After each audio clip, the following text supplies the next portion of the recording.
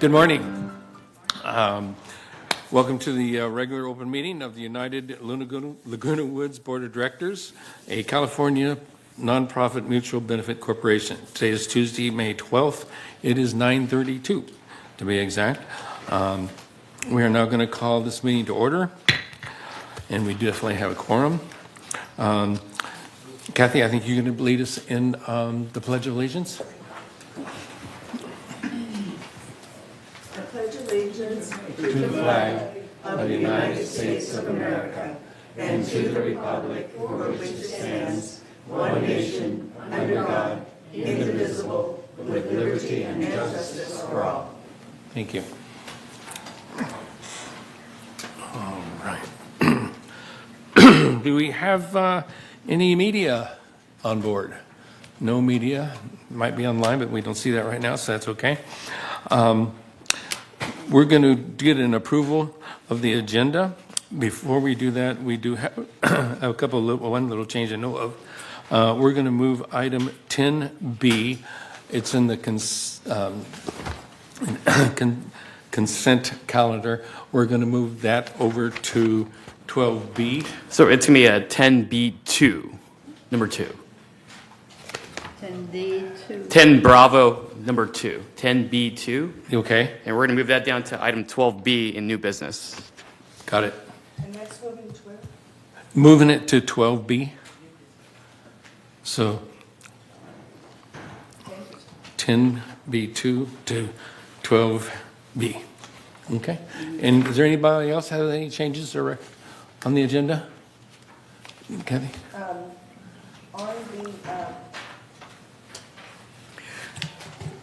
unless something changed, you had mentioned that we move the committee assignments from this month to next month. I Did you think want we're to gonna still approve do that? We've got them set, don't we, Paul, the committee assignments? I think we're good for now. I mean, Okay. Yeah. I mean, we can make an update next month as well. Yeah, because a new person coming on Correct, board. yes. So let's leave it like it is right now. So it's not on here? Okay. No. Thank you. Maggie? I move the amended agenda. Second? Second, okay. Anybody opposed? Yes? Sure, I second. Well, yeah, they did, but that's okay. You're looking at me. You had your hand up. I was counting. Ah, okay. All right, that passes. The agenda's good. All right. Now we need to get an approval of the meeting minutes for April 14th and April 23rd.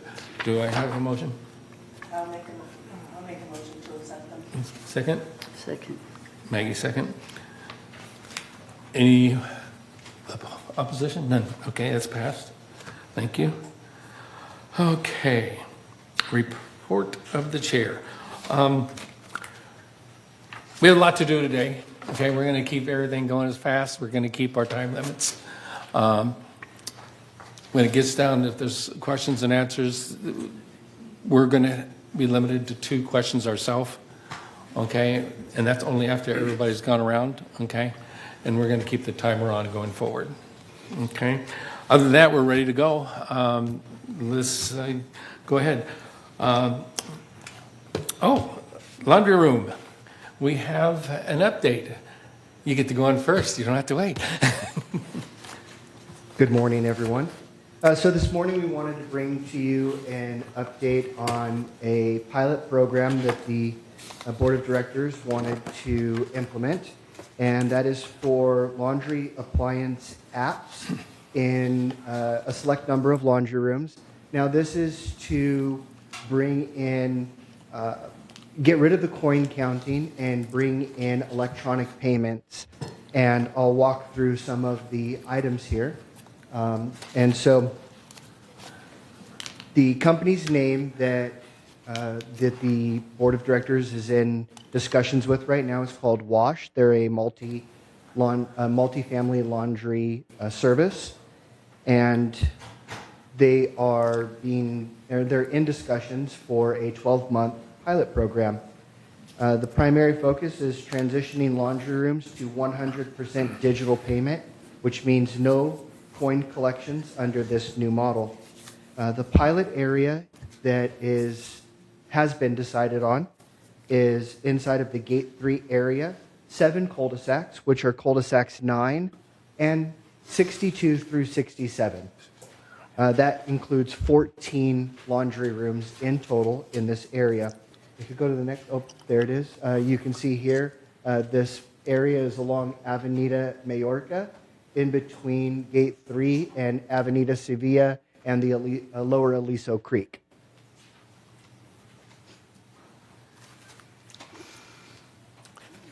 Some of the member benefits and changes with this pilot program includes the new electronic payment on Speed Queen machines. And residents would be able to contact WASH directly for maintenance services or any payment issues that may arise. Residents pay directly from either a cell phone app, or the laundry rooms will come equipped with kiosks that allow residents to purchase prepaid cards, and that's how they would then pay for laundry services in those areas. There are some pricing changes for washing and drying loads. Currently, everybody in United pays $1 for a wash and $0 for a dryer. Under this new model, because it's going to be electronic for both the washers and the dryers, it would be 75 cents for a wash and 75 cents for a dry per load. Here we have some of the company's service models. Expert installation, they have trained technicians to install all the equipment and also to manage it. Whenever you use your cell phone for anything, you can get service alerts, automatic notifications when you request service, and the company will communicate directly with you through the app. 24 to 48 hour response times. The service techs will be here within 24 to 48 business hours, which is fairly regular in this type of application. The average response time is about 24 hours. And what's good for the board is the real-time reporting. The board will be able to see in an online portal for vendor oversight, service histories, revenue trends, so on. The emergency response is a dedicated team for gas leaks, floods, and electrical emergencies, and they have a 95% first-time fix rate.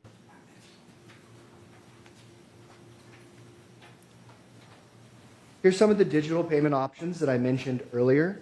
You have the Wash Connect mobile app, which is paying directly from the smartphone. No account is required to do that, to request service. You're able to view machine availability in real time. So if you're in your manor and you want to know, hey, can I go over here and wash? Am I going to be able to get in there right now? And you'll be able to look and see, absolutely, there's 2 washers available at this moment. We'll be able to see via the dashboard the cycle count alerts, and also the residents will be able to submit refund requests directly in the app if there's ever a problem. So they won't have to call resident services for any problems in those areas, or they won't have to come down to resident services to say, hey, it ate my money, I need my $1 back.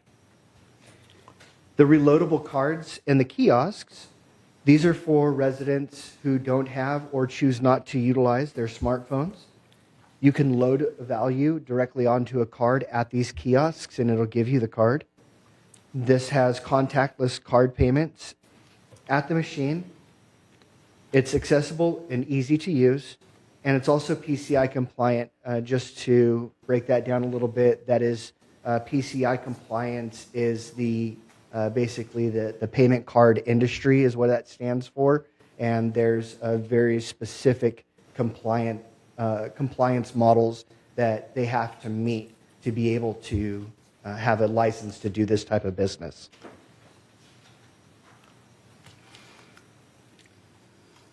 So you'll see on the left-hand side here, you can the different ways that you can get help.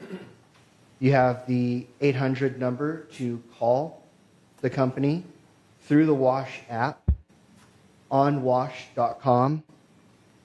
And then you'll get auto notifications if you utilize your cell phone. You'll be able to get those in real time as things change, repairs are done that you have submitted for. You'll be able to see those in real time.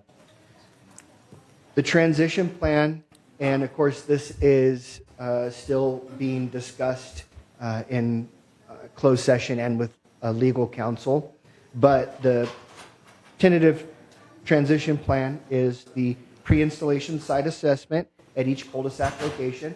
Now that's already been done. Number one is done. We've already done those site assessments. We know what machines need to go and what machines can stay and be converted over to the contact and card payments. Number two, the compatible Speed Queen units, which we already discussed, will be retrofitted with the digital payment hardware.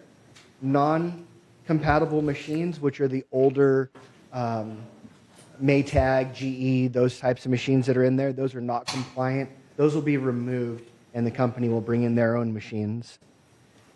Once this gets closer, there will be more resident communication distributed before the go live. Real-time tracking and reporting active through the client portal at launch. And then the program assessment at the end of the 12-month pilot period. And we'll be able to sit down and go over some reports at the end of that and see everything that, all of the benefits that this program has to offer. And that concludes the presentation, and I'm happy to answer any questions. All right. Go ahead, Ron. Yeah, thank you, Ian, for this presentation. Very helpful. I just want to make one observation, and you can comment on it. It seems to me this pilot is very important because it's going to allow us to replace small load, old machines, washers and dryers, with more modern Speed Queen, large load, commercial washers and dryers. So that means we can put more in the machine. It's more reliable. It's doing the work better and faster.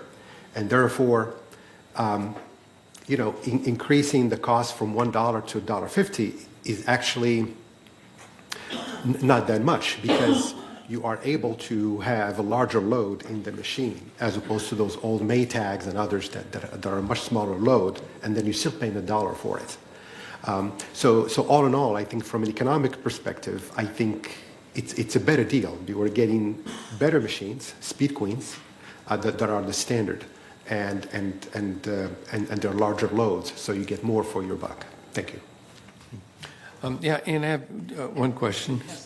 Yeah, so does Kathy. Kathy was next. But I had a question too. The kiosks that are going to give you the card or charge your phone or whatever it is there on site, are there going to be in every laundry room also? Or is it special kiosks will have that to do that? How's that work? That's a great question. Those kiosks will be in each laundry room. Oh, good. Because at first I thought they were going to be. Okay, thank you. Kathy, then Elsie. The only question I have, and I know it was brought up last month, on the dryer where the cost is going to be 75 cents, what is the time that it's going to be set at? Because currently it's unlimited, and when you do towels or rugs or whatnot, you can utilize the dryer for an hour, hour and 20 minutes to make certain everything is dry. With the set dollar amount, what is the set dryer time? There is no set dryer time at this moment. Those are still part of the ongoing negotiations, and those are items that the board can direct what they want to see for each load. Thank you. Elsie, please. Well, the current time is 40 minutes. So do you expect it to be less?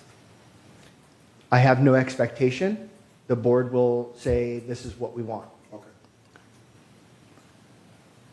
Elsie.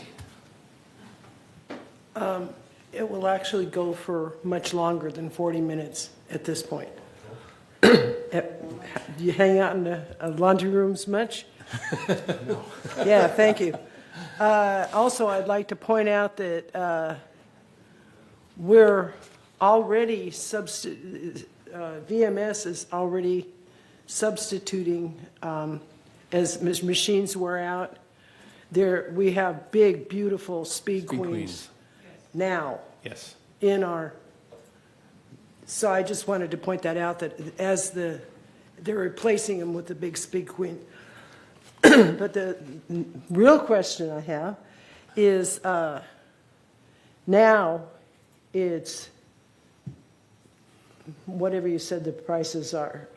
How about in the future? What does the contract say about upping the prices at the end of the End of the test year. period? There is no language on a price increase. The board and the company can negotiate at the end of the pilot program for any increases they may want to see. As it is right now, the 75 and 75 is still getting. They're still making their money that they need to make right now. However, there's just little to no return to the corporation as it stands, and to United Mutual. Tony? Yeah, I hate to be so mundane, but do we know what their end is on this deal? How much are they making? That was not part of any of the conversations. Okay, because when it comes time to renegotiate, it'll be something we should be aware of, what their end is. Thank you. Kathy? This will be my last question. While they are collecting the money, the $1.50 for the wash and for the dry, none of that money is coming back to the association. So we, in essence, would still be paying all of the electric bill for all of these dryers. Is that correct? That is correct. Jonathan? Good morning. Thank you so much. Appreciate the information. Since I have no experience with the public washer and dryer at this village, you mentioned during your report that there is a detection device for the gas. Is there a gas involved with these dryers?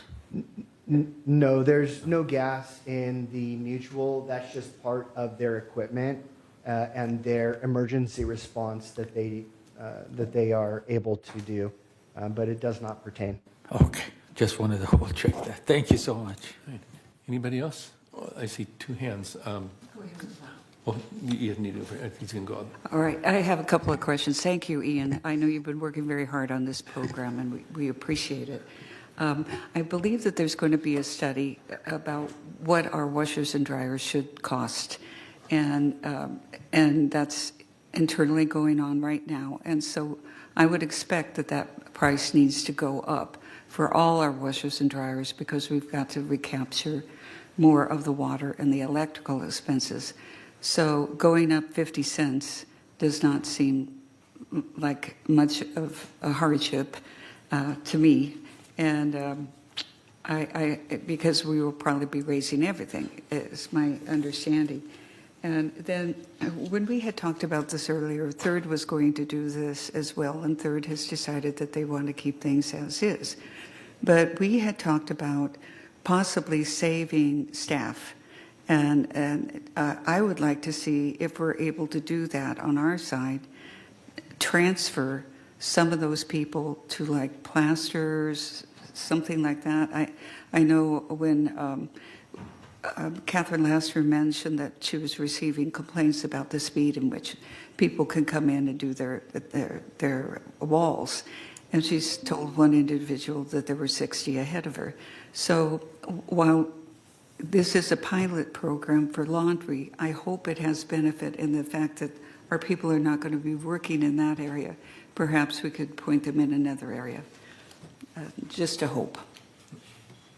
We take that under advisement, but please, let's not talk about personnel in an open meeting. Oh, all right. Okay. Hey, Paul? Okay. We have one member comment, Richard Rader. Good morning, Dick. Good morning, Dick Rader, 270D. Two things.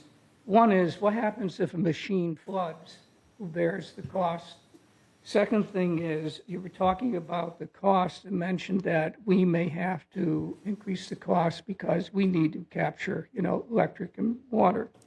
But I can quite tell you, I attended those initial statements by the company, and in their presentation, they gave us an idea of what it will cost. The 75 cents is nowhere near. Don't consider it's going to be in that ballpark. Just go to a laundry outside and find out what it is. Or you can ask the company, because they did give us figures as to what it could be at that time. Thank you. We have one more member comment. Roberta Burke. I just have a question, and forgive me, I was late, if it was answered already, but I'm wondering if any study was really done to see what portion of our community uses those machines, because most people that I know that have moved in when I did, and certainly now, are putting in their own machines. Do we have an answer to that? I'll ask Ian to please come up. That's a great question, and yes, we are able to see the level of coins that are spent in different laundry rooms, and this area is one of the more used areas. So this will give us a good look into what the pilot program could really be.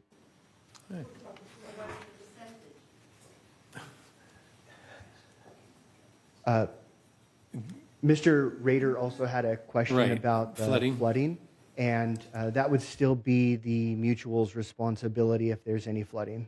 Okay. All right. Paul? So we actually have Cynthia Rupert online as well. Give me 1 second to pull her up. Okay.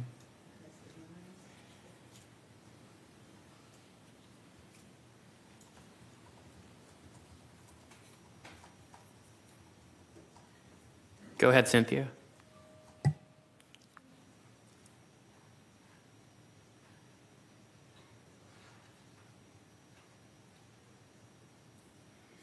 Cynthia, go ahead.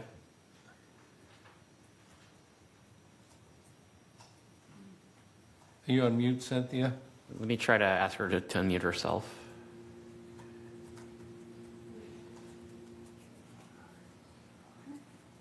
Pardon me, I was trying to hit the button about 10 times. It didn't like my finger. Good morning, everyone, honorable board, and all staff there. Ian, thank you. I have just a couple questions. One, the dryers that right now are not being charged.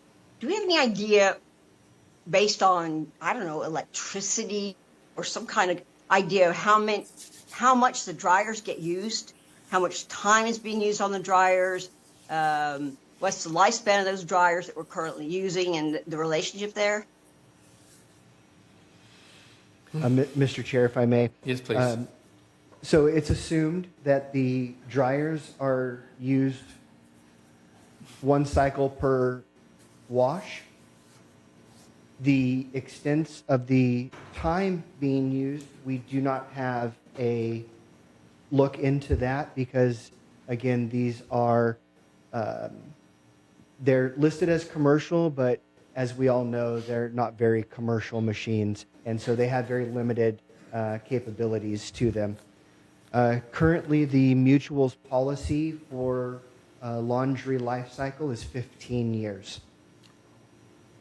Okay, and when you say that your guys are using an assumption of one cycle, so one wash, one dryer, do we know that that's valid? Has there been any study to say that that's what's happening? I mean, is there anybody checking any of this to make sure that the figures that are being produced here are valid for what's actually happening?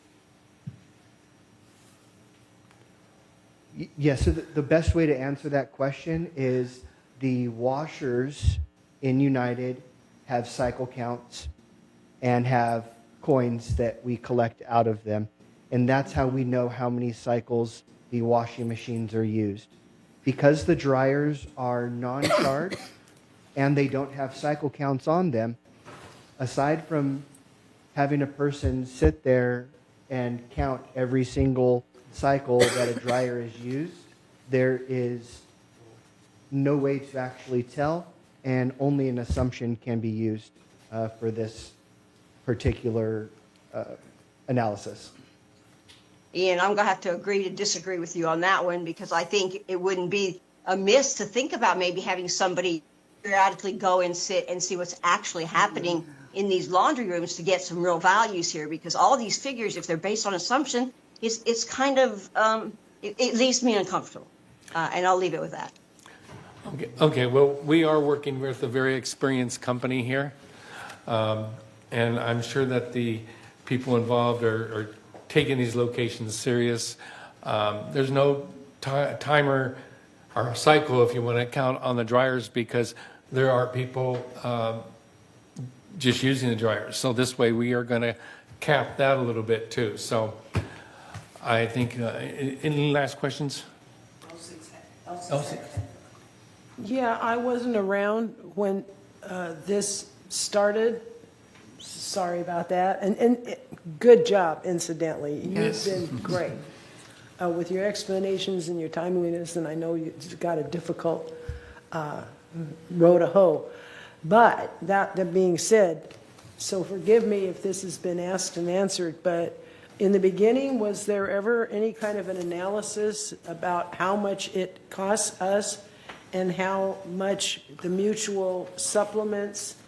So that was done, because now we're getting all the money, right? And we have all the expense. So we did. Right. And this is cheaper,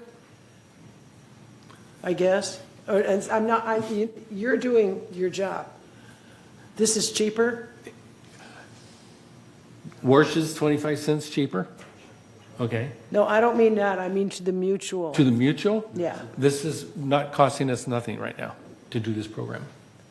No, we don't have the program yet. Well, the pilot. Right. I'm sorry. The function of the laundry rooms, it's an amenity like any other Right. amenity. Right. Right? So I just wondered why did we consider adjusting the price on the current amenity to the consumer? Did we consider that? Like where we needed to be? I haven't. Our Shafan? financial services department is looking at the cost of laundry services and what it may be being subsidized by each of the mutuals, and that is coming back to the board later this summer. So we are looking at that. Thank you. All right. Sue? Mr. President, I think one of the things that we need to keep in mind is that we will be giving up some of our washers and dryers. And should we decide not to go forward with that, that will be a cost incurred in replacing those. But we have been moving toward replacement for quite some time. So I don't see that as too much of a risk, but you should be aware of it, that should we not go forward. Now, one of the reasons that we wanted to do this when this started several years ago was that we were trying to get out of the cost of buying washers and dryers and having multiple staff go out and pick up the money, do the repairs, so we were having troubles getting the circuits to do the replacements. Some of that's been fixed, and now it's just a matter of, do we want to stick with the plan of, outsourcing this and targeting our staff elsewhere? All right. Any other questions? It's my understanding. Anthony? Thank you, Mr. Chair. What's the revenue that we haul in every year from these washers? What kind of revenue do we have? 20,000, 200,000? Right now, although it does show as revenue, it also shows as an expense. There is a subsidy. The program is subsidized as it stands right now. About 50% of the program is subsidized. Okay, what kind of numbers are we talking about? I don't have those numbers off the top of my head right now, but I believe this is something that can be brought back to the board, and it may be a good question for the Finance Committee. All right. Well, Ann, thank you so much. That was a good report. It's good to be updated like this. Thank you again. Thank you all. Elsie, you had something else? It's on the pie chart every month. Oh, the laundry room? It is, isn't it? No, the laundry, So we'll hear it in our financial report. okay. All right. Good catch. All right, we're now going to go to the open forum. Okay. You have 3 minutes to speak, and I'll go ahead and read this. At this time, the members may address the Board of Directors regarding items not on the agenda and within the jurisdiction of the Board of Directors. The board reserves the right to limit the total amount of time to the open forum to 30 minutes. Member may speak only once during the forum. Speakers may not give their time to other people. No audio or video recording by attendees, and no rude or threatening comments. Members can also join this meeting or Zoom or dial in. All right, we'll open this up. Okay, we have quite a few today. First speaker is Juanita Skillman. Good morning, Juanita. Good morning. I'm here with your monthly library report and a plea as well. Volunteers worked 730 hours to support 2,063 visitors in April. 2,255 items circulated through the front desk, and 41 residents were added to our catalog, our circulation software. What we have decided at our monthly supervisors meeting is that we are going to enhance our children's section. We call it the red dot section. Right now it's kind of hidden. We have quite a few books and tape, DVDs and puzzles, especially for children. But with summer coming up, we think there's going to be more visitors, children visiting grandparents, aunts, uncles, whatever. Right now, I'm the only supervisor on Saturday that sees many children because they come in on weekends. But we think that will change in the summer. We have a very nice grant, thank you to the Kiwanis Club, to help us subsidize this. We are improving the amount of books that we have. We've got some new sets of different books for each different age grouping, and they're going to be moved up to the very front with a little seating area for children. And it's a test. We're trying it for the summer. We'll see how it goes, and hopefully we will be able to help grandparents, parents, other people who have visitors during the summer to have things for their children to do of all different ages. This goes all the way up through teenagers. Secondly, we are expanding our games. A lot of people don't know that we have games that can be checked out just like your puzzles or whatever. So if you don't want or want to have people over and play Monopoly or one of the other games, you're welcome to check it out and then bring it back so that you don't have to have it around your unit where you don't have any storage space. And by the same token, if you have games that you're not using, we would love to have you donate them to the library, and we will put them into our game section for people to check out. So children's books, children's items, and games are our plea for this month. And we thank everybody for all of the donations that we get as a private library. That's what keeps us going. Thank you. Thank you. Thank you for volunteering on that. Next speaker is Beth Perrock.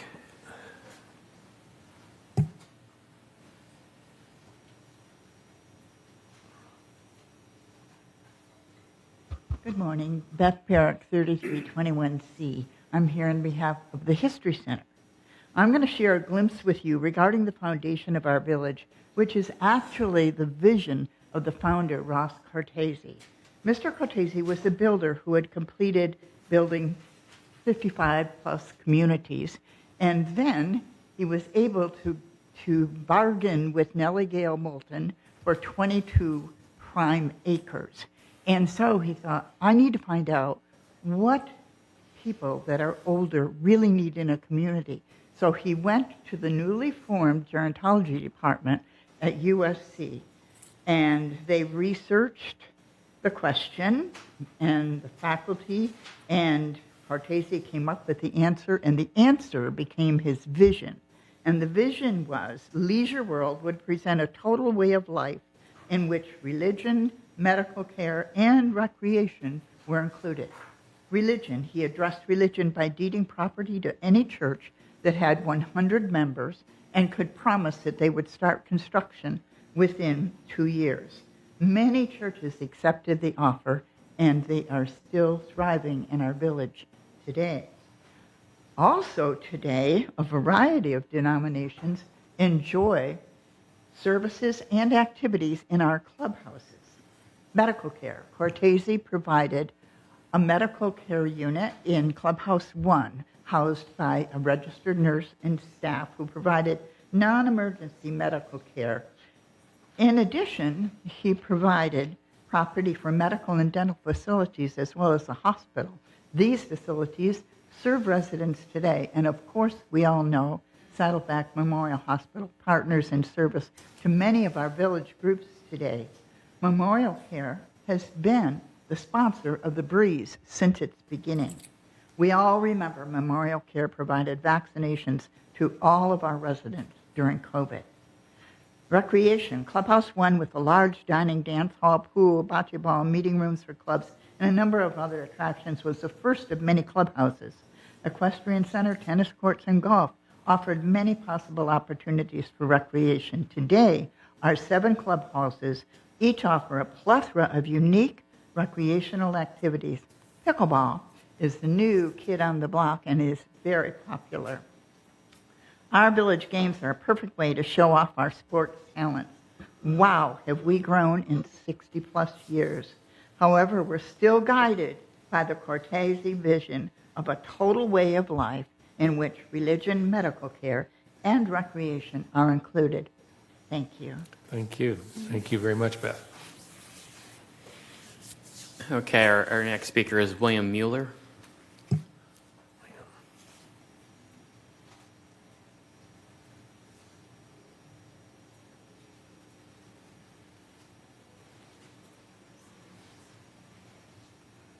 Yes, good morning to you all. My name is William Mueller. Excuse me. I'm 97 years old. I'm a Navy veteran, and I came to live in Laguna Woods about 15 years ago. I love it here because it's quiet, it's tranquil, and it has security. So I'm very happy here. However, I'm here to talk about something called noise contamination. I live in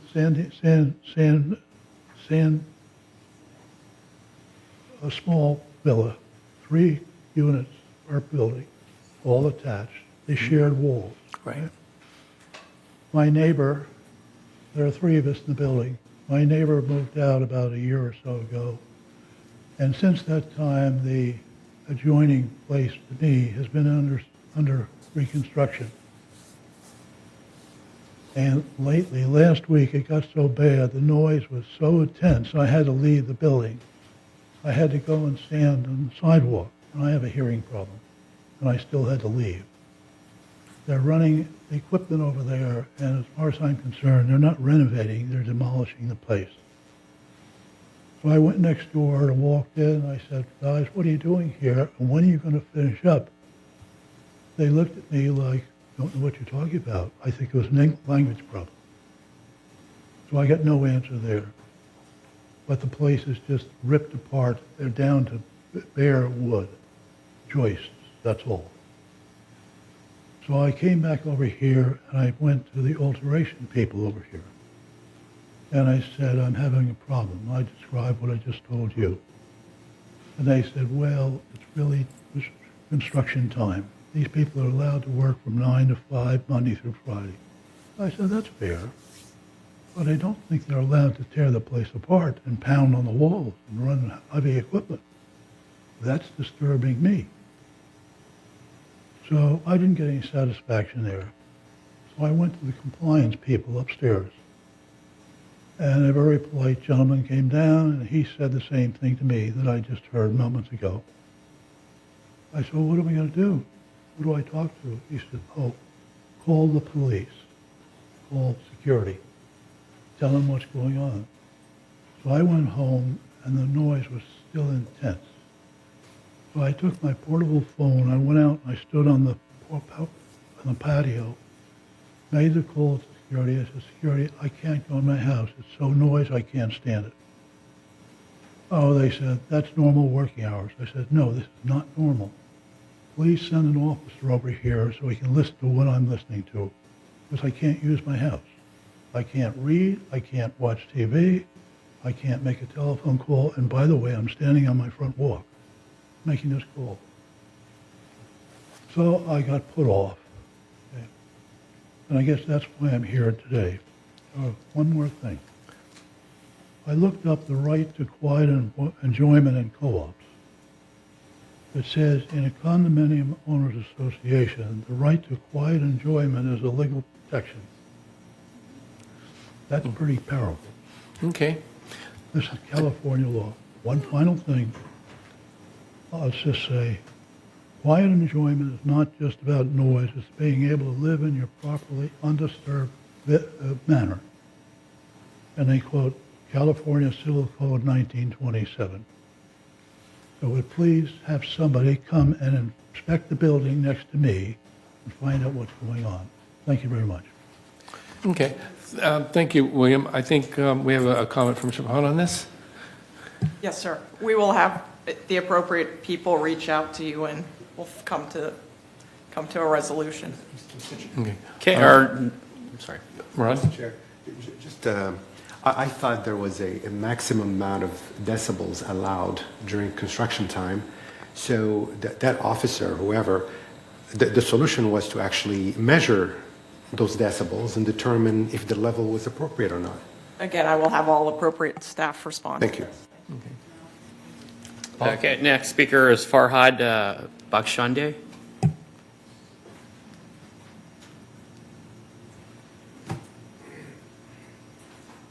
Good morning. Before you put me on 3 minutes, how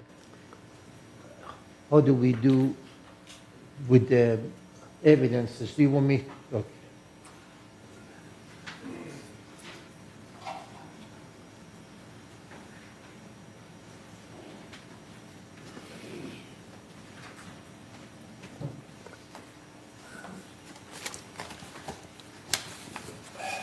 We just Good have one morning.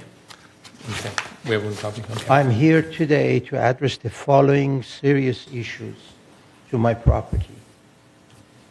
Number one, to present to you insufficient, irresponsible, and uncaring your maintenance department has been, especially while serving a senior living community where residents are vulnerable to illness, infection, and health complications. Number two, to ask what legal protection I have as a unit owner if a lawsuit is filed against me for damages and injuries caused by conditions that were not my fault or under my control. Does this co-op have legal representation or protection for owner placed in this situation due to negligence by the corporate? Number three, to determine who is responsible for my financial loss. Number four, to ask what guarantees and corrective actions will be put in place to ensure that this never happens again to my property. Now I would like to explain the sad and disturbing incident that occurred. I rented my unit to an 81-year-old tenant beginning on March 20th. Shortly after the moving, she reported that the toilet were not flushing properly and water is in the bathroom was not draining and is backing up. She contacted the maintenance department and the service ticket was created, exhibit number A, on Wednesday, March 30th. maintenance sent an employee to inspect the problem. Apparently, the main sewer line was severely clogged with 3 roots. An employee was unable to clear the blockage. Instead of resolving the problem properly, the employee temporarily uncapped the main sewer cleanup located directly outside the master bathroom window, Exhibit B1 and B2. After this, my tenant, who is the 81-year-old, began complaining about an unbearable sewage odor coming into the unit. On April 8th, I personally visited the unit for the first time, discovered the sewer cleanout had been left uncapped. There was toilet paper, human waste, and sewage material exposed outside the window, along with a horrible and overwhelming smell. I immediately went to the management department and reported the situation. I was told by the management that they are already aware of the problem, but there will be no plumber until April 28th. This is ridiculous. I explained that no one, especially an elderly resident, could reasonably or safely live under these conditions for nearly 3 weeks. After my complaint, another maintenance employee was sent to the property. I was waiting there for him that day. He cleaned the exposed sewage materials and placed only a loose temporary cap on the sewer cleanup. Okay, The Mr. second ticket Farad? was issued at that time, Exhibit C. Excuse me, sir. I understand that. I've seen the pictures. I've been through this. I know how you feel. What is the status today? Today is under quarantine. It's a 1 month. I cannot even get into the property. They had the bacteria tested twice last week. I don't know what happened to it.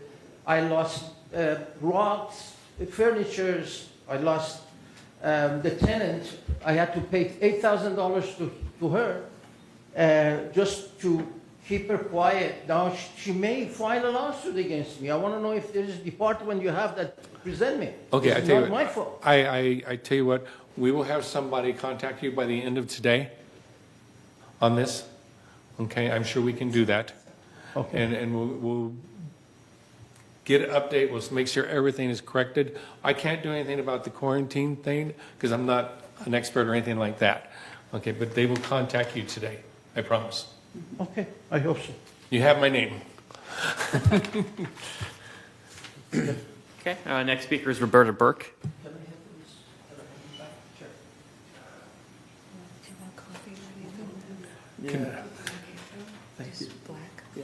Apropos to this gentleman's Wait a minute, Rob. conversation. Wait, I'm sorry. Let's wait till everything's Sure. done. Okay?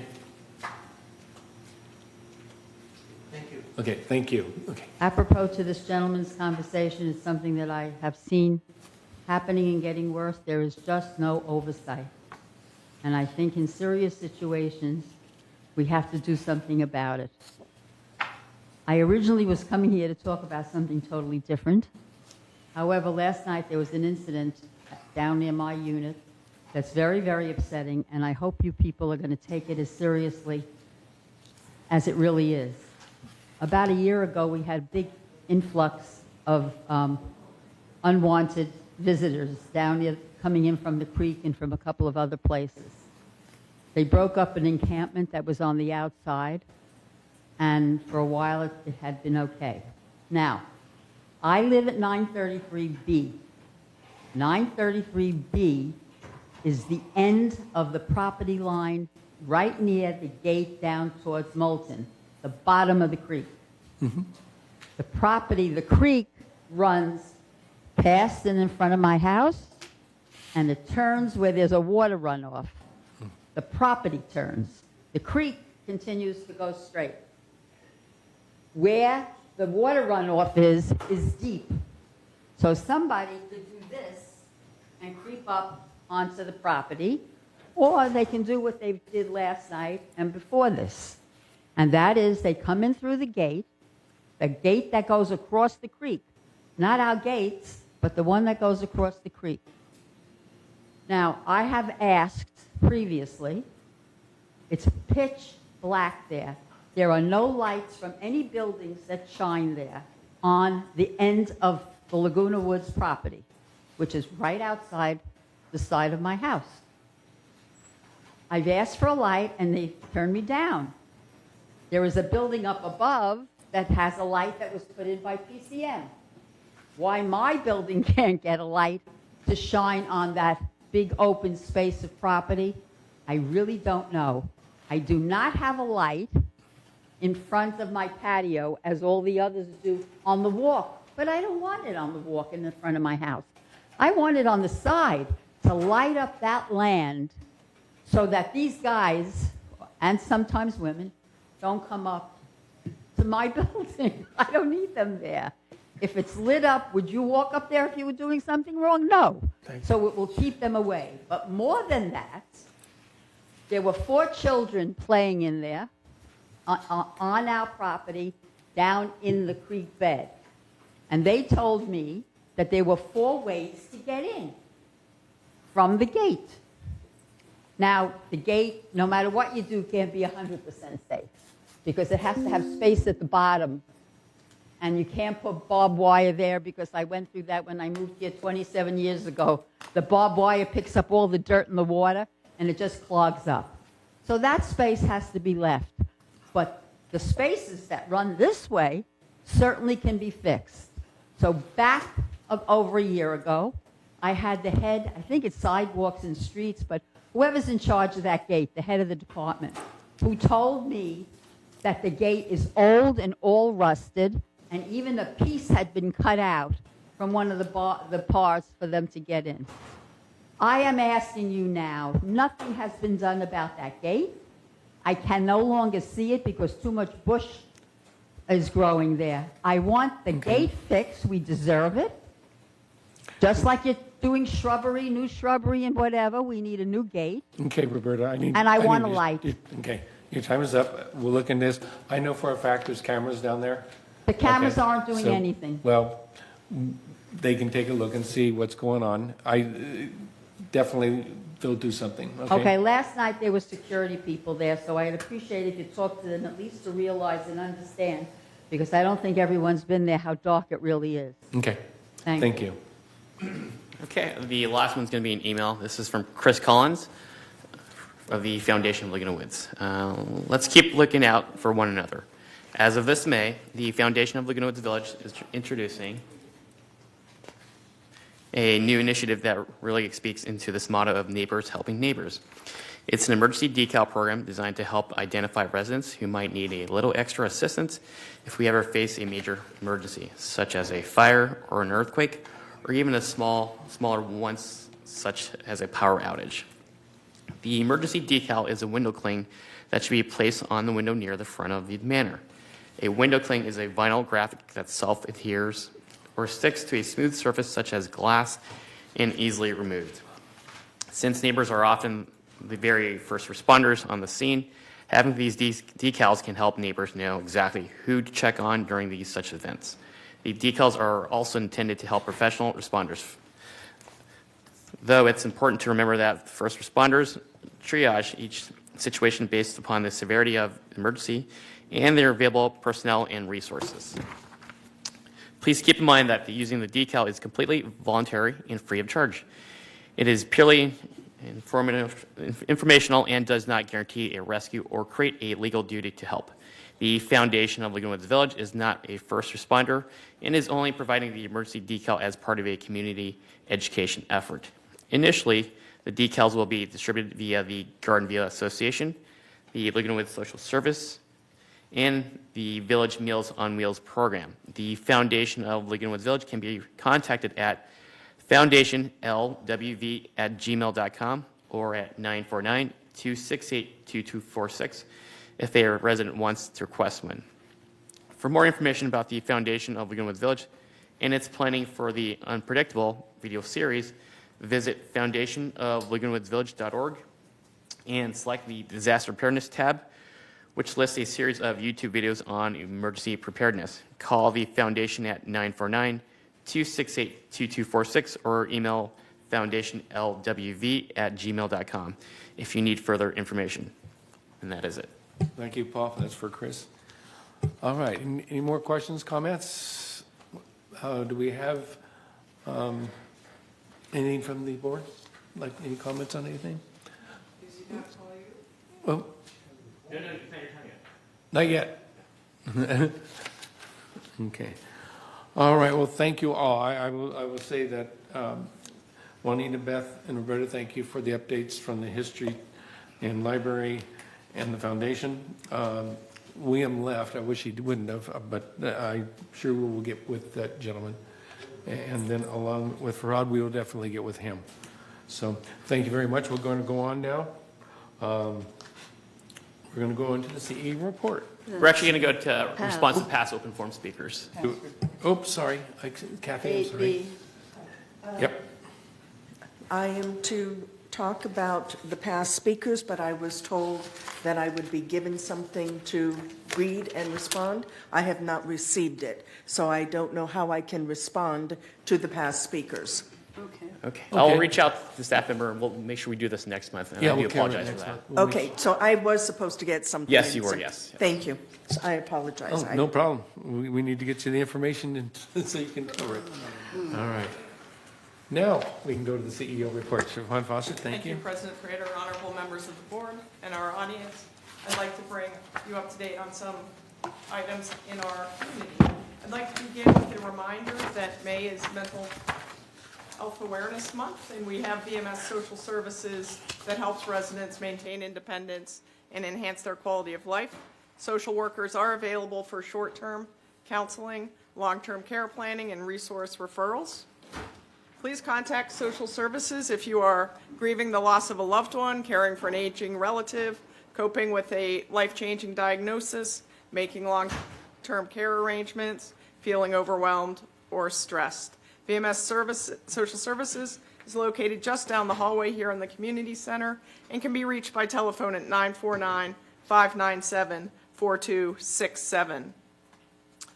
On Monday, May 25th at 1 p.m., we are going to remember those who have given their life in service for our community and for our country.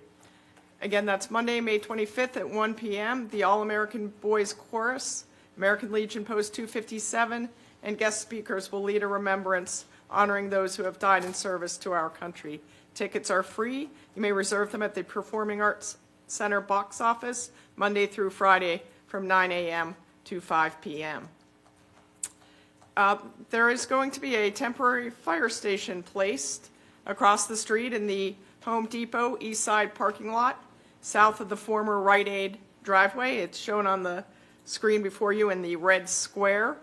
The Orange County Fire Authority is working to bring this temporary station as an interim measure before the new fire station is constructed just adjacent to this building in a portion of the City Center Park site. That new station is expected to be completed at the end of 2029. Excuse me. There is a dedicated fire engine already in service for that station. It's currently being housed in Lake Forest because they have space for it.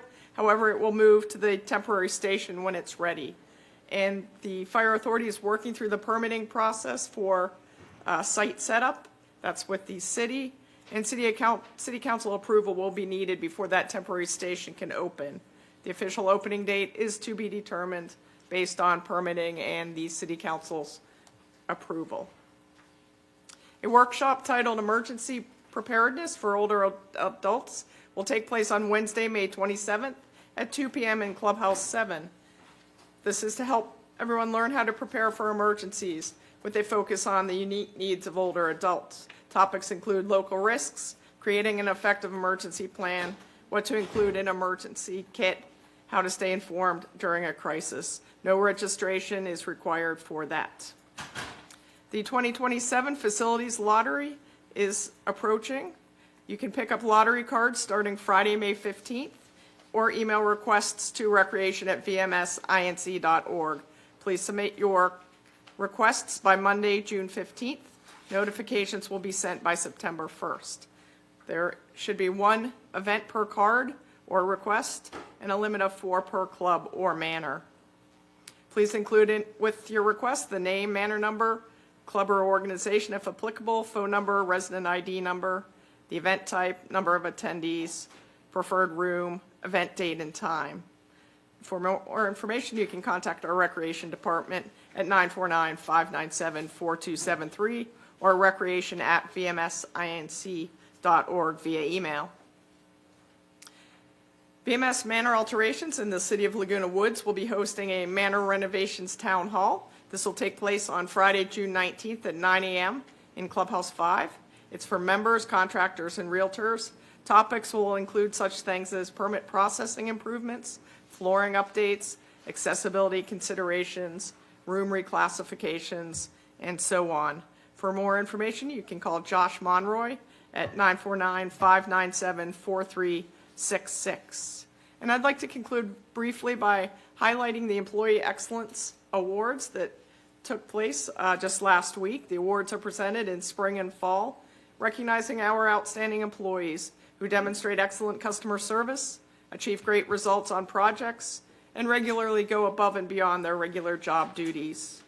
And I'll just read their names for you, and my hope is that if you see one of them, that you recognize them for their recent recognition. From Financial Services, Ainsley Songalang, our payroll coordinator, and Kayla Ibale, our payroll specialist. From General Services, Michael Everett, a transportation coordinator who also fills in as a driver on needed times. From Human Resources, Amy Buff, HR generalist. From our landscaping services, Roberto Sanchez, nursery supervisor, David Gomez, irrigation foreman, Raul Torres, irrigation foreman, and Gustavo Soto, our senior sprayer. From resident services, Julio Cesar Gonzalez Padilla, a workflow scheduler, Brandon Kwan, customer service representative 1. Recreation and special events recognized Judy Dilling, golf course attendant, and Deb Stewart, part-time recreation leader. From maintenance and construction, Christiane Osborne, operations specialist. And from security services, Carmen Aguilar and Alicia Magnuson. Lastly, but not least, our community services team was recognized notably for showing marked improvement in processing times. For example, leasing is down to same-day application processing, and resales has a 15-day turnaround times. And on the last slide is a list of our community services team members who were recognized. Again, please join me in recognizing the outstanding service that these employees provide to our community. Thank you. Thank you, and thanks to all of them.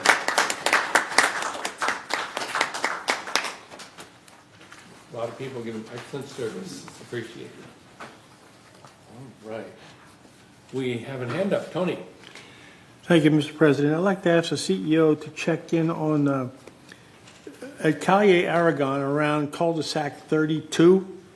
They have the street all painted up like they're going to do something there. I'd like to see. I took a video of it that I can show you later, but I'd like to see if we can get some. If there's going to be some major construction there, I'd like the people to get some heads up on that. Thank you.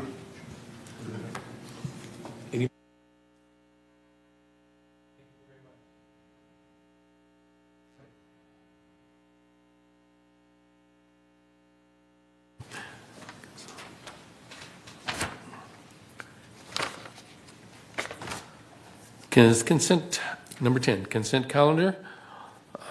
We have a motion to approve. We don't go through these. We're just going to approve them, correct? Yeah. Maggie? I move we accept the items on the consent calendar. I second. LC seconds. Anybody oppose? So moved. Thank you. All right.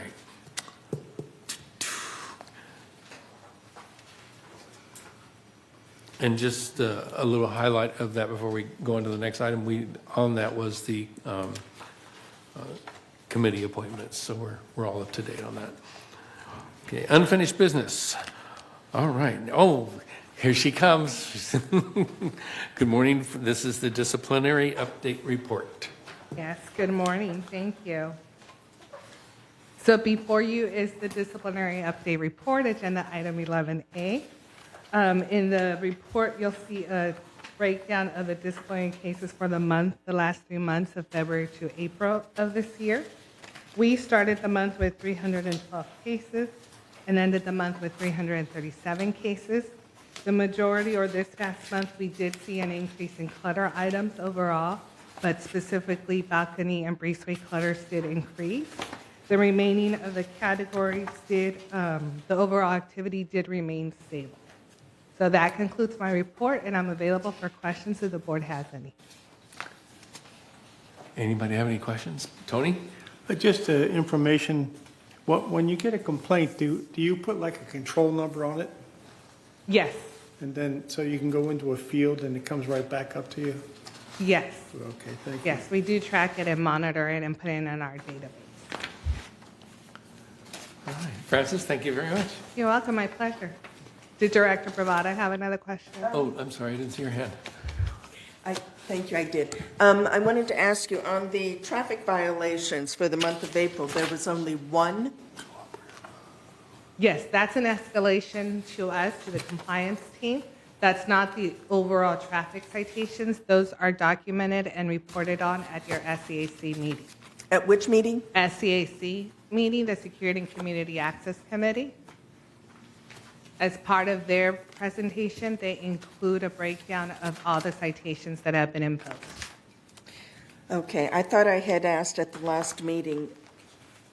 You did, and I thought it was And we did get the one responded copy, to. but that was just only received when we asked No, for it's it? presented at every committee meeting. At the SCAC committee, it's part of their standard agenda packet. Okay. All right, thank you very much. You're welcome, my pleasure. Okay.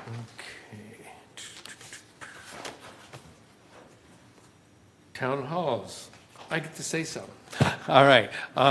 Last week's town hall, I have to say that the Orange County Fire Authority came in and did one of the best presentations I've seen in a long time. They were there, they handed out a lot of information, everything from hazardous waste to, oh my gosh, senior fall prevention.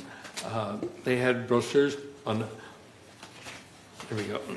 They had brochures on a lot of stuff, and their presentation when they went over this was just, like I said, one of the best presentations I think we've had. If anybody hears about them doing a presentation in the village, whether it be for GRF or Third or anybody, go to that presentation. You'll be very, very well informed. So, yes. Concerning that town hall, I did find it very, very interesting. I was a little concerned that not as many residents showed up as I thought they would for that presentation, and it was very helpful. And maybe we can have it again and advertise it a little bit more so that more residents will attend. I totally agree. Yes. Yeah. Yes. President, I'd like to recognize Anthony Livatore for organizing that and working so hard to get everybody assembled and the tables lined up with all the information. Absolutely. Tony, you did a great job. Very good job. Yes, go ahead. Thank you, Mr. President. But I wanted to know about lithium batteries. But the chief got called out on an accident, so we didn't get, because lithium batteries, I guess, was the cause of that fire at the carport 209. Yeah. And I wanted to see how to handle lithium batteries. I know nothing about them. Thank you. Okay. Well, that's interesting. He was there. He was ready right before he was ready to start. His radio went off and he had to leave. So, but his crew did a great job with everything else. Okay. Maybe we could have him back and talk to that. Okay. Mr. President? Yes. They did, the firemen who were still there said, make sure that if you are plugging in your car to recharge, to have an appropriate extension cord. And because if you don't have the right kind of extension cord, of course, it's going to not work. And it's best if you could plug it directly into the wall. So just until we can get somebody out here to really talk about it, try to not to use extension cords. That's part of why the fire occurred. Electrical things, and even the surge suppressors they mentioned that we get. Don't buy the one on ABC. Buy one that is ULA or UL approved. Turn it over so they can do their job. Okay. There was one other thing they mentioned, and it just slipped my mind. If you're buying new fire extinguishers, they recommended buying one that has all the features, A, B, C. So when you're going out, that will handle electrical, kitchen fires, etc. So if you're going to purchase one, get one that does all of it. Yeah, and they also stress, be careful how many appliances and stuff you put on these surge suppressors. We have a mindset that says, I got this on there, I'm safe. They also have their limits, okay? And that being said, the carport fire, I don't see it on here, so I will make a little plug. I went by there Sunday evening, and it looks great. They got probably 95% done. I don't know what final inspection. They've passed all inspections from the city. They hope to have occupants back next Monday. Great. It looks great. Well, like I said, it's new. It's got to look great. But they did a good job, and I'm glad to hear that they're going to get that back to normal over there. All right. Down hall. Okay, now, would somebody like to entertain a motion to approve the revision to Standard 9 interior flooring? I have to read it. Maggie's going to read it? Okay. Resolution 0126XX, revised standard 9, interior flooring. This is item 11C, page 530. Whereas the United Laguna Woods Mutual recognizes the need to amend standards and create new standards as necessary. And whereas the Mutual recognizes the need to revise Standard 9, interior flooring for second floor matters.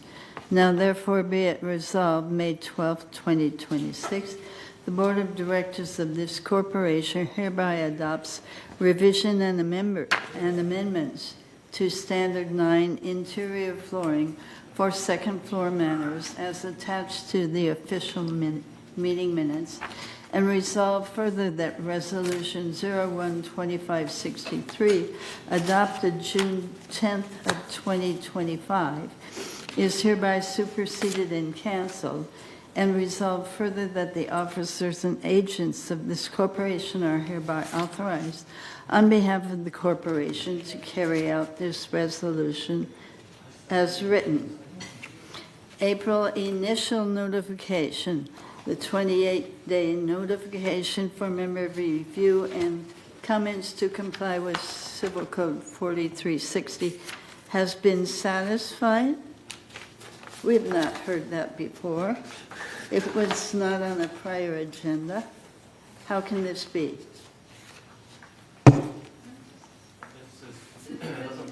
This was on last month's agenda, so it's being finalized today. That's why it's on unfinished business. It was on 28-day notification, being satisfied today. Yeah. All right.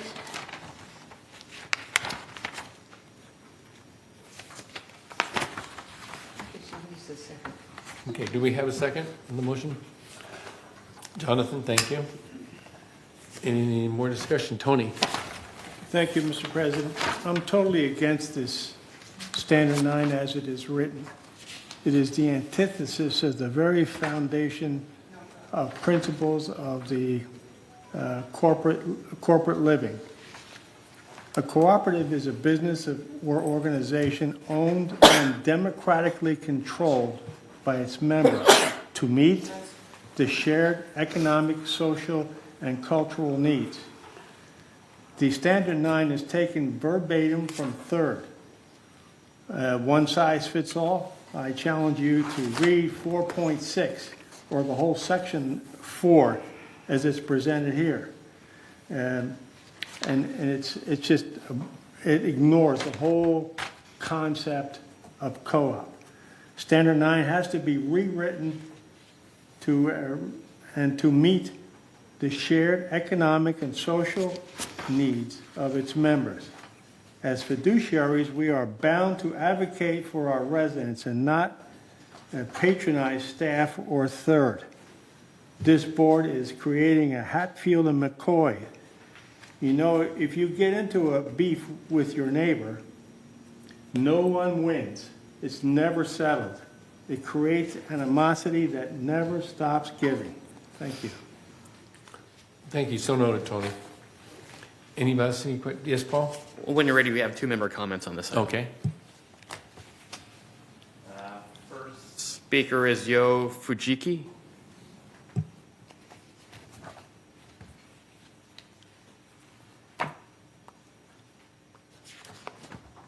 Hi, good morning. How are you? Good. This is my first time here, but I do appreciate the opportunity to speak in front of you, ladies and gentlemen. I am here to really ask for your help. I concur with what Tony has said earlier. About a little over 3 years ago, my wife and I decided to purchase a co-op, and it's a 2-story building. We decided at the time to purchase a ground floor unit because it gave us better access from the street. And my wife and I both were having some physical problems, hip and the lower back, as usual. So anyway, we thought at that time that we would have a perfect forever home. But unfortunately, it didn't turn out that way. One major problem we ran into is the noise issue. Noise that's coming from above us, from the upper unit, because that unit was fully renovated about 10 years ago, and it's got hard flooring, and the noise transmission is a lot worse than we had ever anticipated. We hear vacuuming noise. We hear things dropping on the floor, plumbing, TV, footsteps, of course. If you wear soft shoes, it's not too bad. But if somebody's wearing leather shoes, boots, maybe clogs, it's not very good. We hear everything. And it just doesn't stop. So it's turned into a bit of a nightmare for us. And so whatever you do to decide, go forward with, please put yourself in our shoes, those of us who live on the ground floor or the first floor, and end up having to cope with this issue. I'm sorry, I'm kind of running out of time, but at the same time, I have another issue that's intertwined and related to the noise that we have coming from the upper unit. And that is my neighbor is running a business out of the unit. It's illegal. I know that.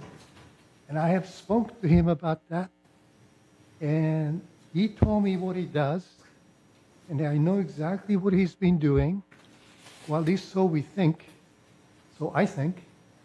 And he says that he volunteers for a food bank. So he goes around the neighborhood, collects donated food in cartons, brings them back into his unit. He's using the unit as a warehouse. So you can imagine loading and unloading all these boxes, not on a monthly basis, not on a weekly basis, almost on a daily basis. It adds to that noise nuisance. Okay. All right. Now, I have taken. Unfortunately, sir, your Wait, time is up. Your Sorry time about is up. that. I'm sorry, your time is up. I tell you what, this might have to go over to compliance, probably. I have submitted my report to the compliance. Okay. I've been dealing with them for the past 4 months. I've gone to advisory committee, resident advisory committee, and thank you for listening to me, to a couple of directors. And I'm not getting anywhere. All Okay. I'm getting is a canned response that says, call security. I'm not just talking about the noise issue. I'm Okay. talking about somebody conducting an illegal business. Okay, I want an end to it. all right. Okay? We Thank you have very no- much for listening. We got notes on that. Okay. They will definitely Appreciate get if back could with you. Follow up on it. Thank you. Okay. Okay, our last speaker is Tony Mendel. I think Morale. Just one comment. We're here today to just replace a mutual consent with the registration form. We're not talking about noise levels or any other matters associated with a particular standard. So I just want to make sure we keep Stay it on. within the framework of what it is we're voting on today. So, thank you. We have, Tony? This directly reflects on the whole issue of Standard 9. That's why we're talking about it. It reflects on how it's written. If you read a whole section 4 on Standard 9, it's totally obnoxious. Thank you. Kathy, go ahead. One of the issues that they want to change on Standard 9 is from 50 dB to 57 dB. And while I appreciate what Director Lipitori is saying, I live upstairs, and in my small little building, we've already had very close knockdown, drag-out fights where security had to be called because the upstairs units, except for mine, all have hardwood floors or laminate, and the neighbors downstairs, the noise level is so bad, especially when some of the neighbors are up until 1, 2 in the morning, and the constant noise in their bedroom, they can't sleep. So there has to be something done as far as the noise for the people who live downstairs. Okay. Phyllis, you. please. I just have a clarification question, and it's along with what Director Kesby said. Is my understanding that what we are changing right now is the application process, not the rest of? Correct. Okay, thank you. Good. So let's keep this going then. We're talking about the applications. We're not talking about changing Standard 9. This is an application resolution change, okay? So we want to stay on point of what we're talking about. Tony, go ahead. If something's on the agenda to be talked about, it's open. There's no restrictions on what we can say about it. It's on the agenda to be talked about by directors as it applies to all our residents, because we advocate for residents. Right.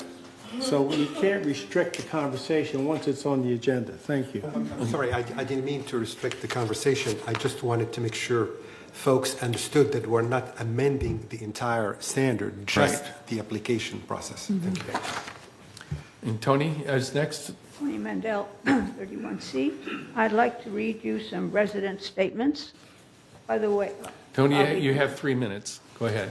Resident A, since my upstairs neighbor replaced the carpet with hard flooring, I've been subjected to daily stomping noises. Despite my complaints to management, the issue remains unresolved and has severely affected my enjoyment of my home. What's the problem? Yes, you're not reading clearly. Just speak louder. Well, Thank you. You don't have the floor. We can't hear her, Sorry, Tony. we can't hear her. Resident B, can you hear me now? Well, continue on as Okay. best you can. I had to sell my unit because the noise from the hard flooring above was unbearable. I tried to address the issue with the HOA, but nothing changed. The constant disturbance made living here intolerable. C, even after using sound reduction padding, I still hear excessive noise from the unit above. This has made it difficult for me to concentrate on work and has disrupted my peace at home. D, I support addressing the flooring issue in our community. The noise has become a significant problem.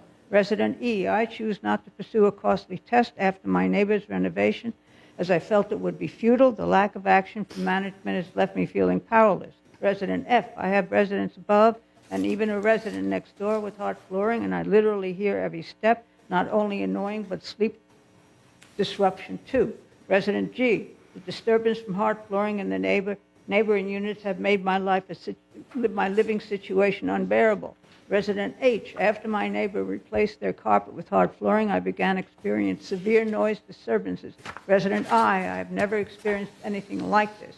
If I had known about the noise because of the hard flooring upstairs, I never would have moved here. I'm sorry I did. I have not had a full night's sleep since I've been here. Resident J, the quality of my life has disastrously changed as hard surface flooring above. What appeared normal before is now a nightmare. Anything dropped makes me jump. It's scary.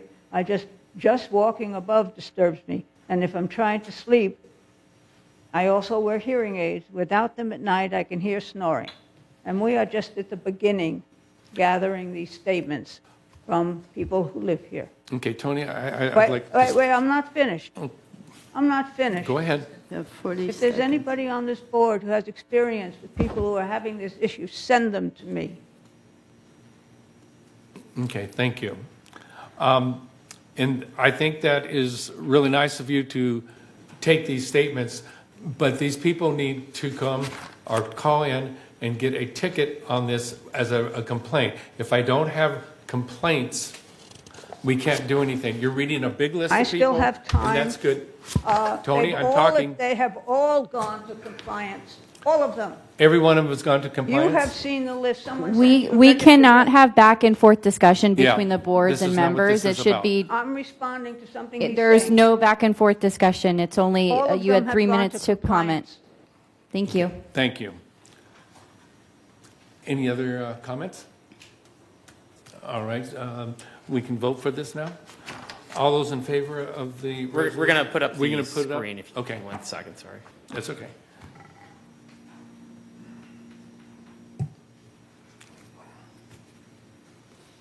You can also use your mouse as well if you can't use the screen.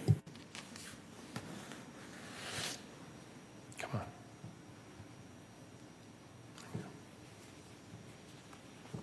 Okay, the motion passes. Okay, thank you.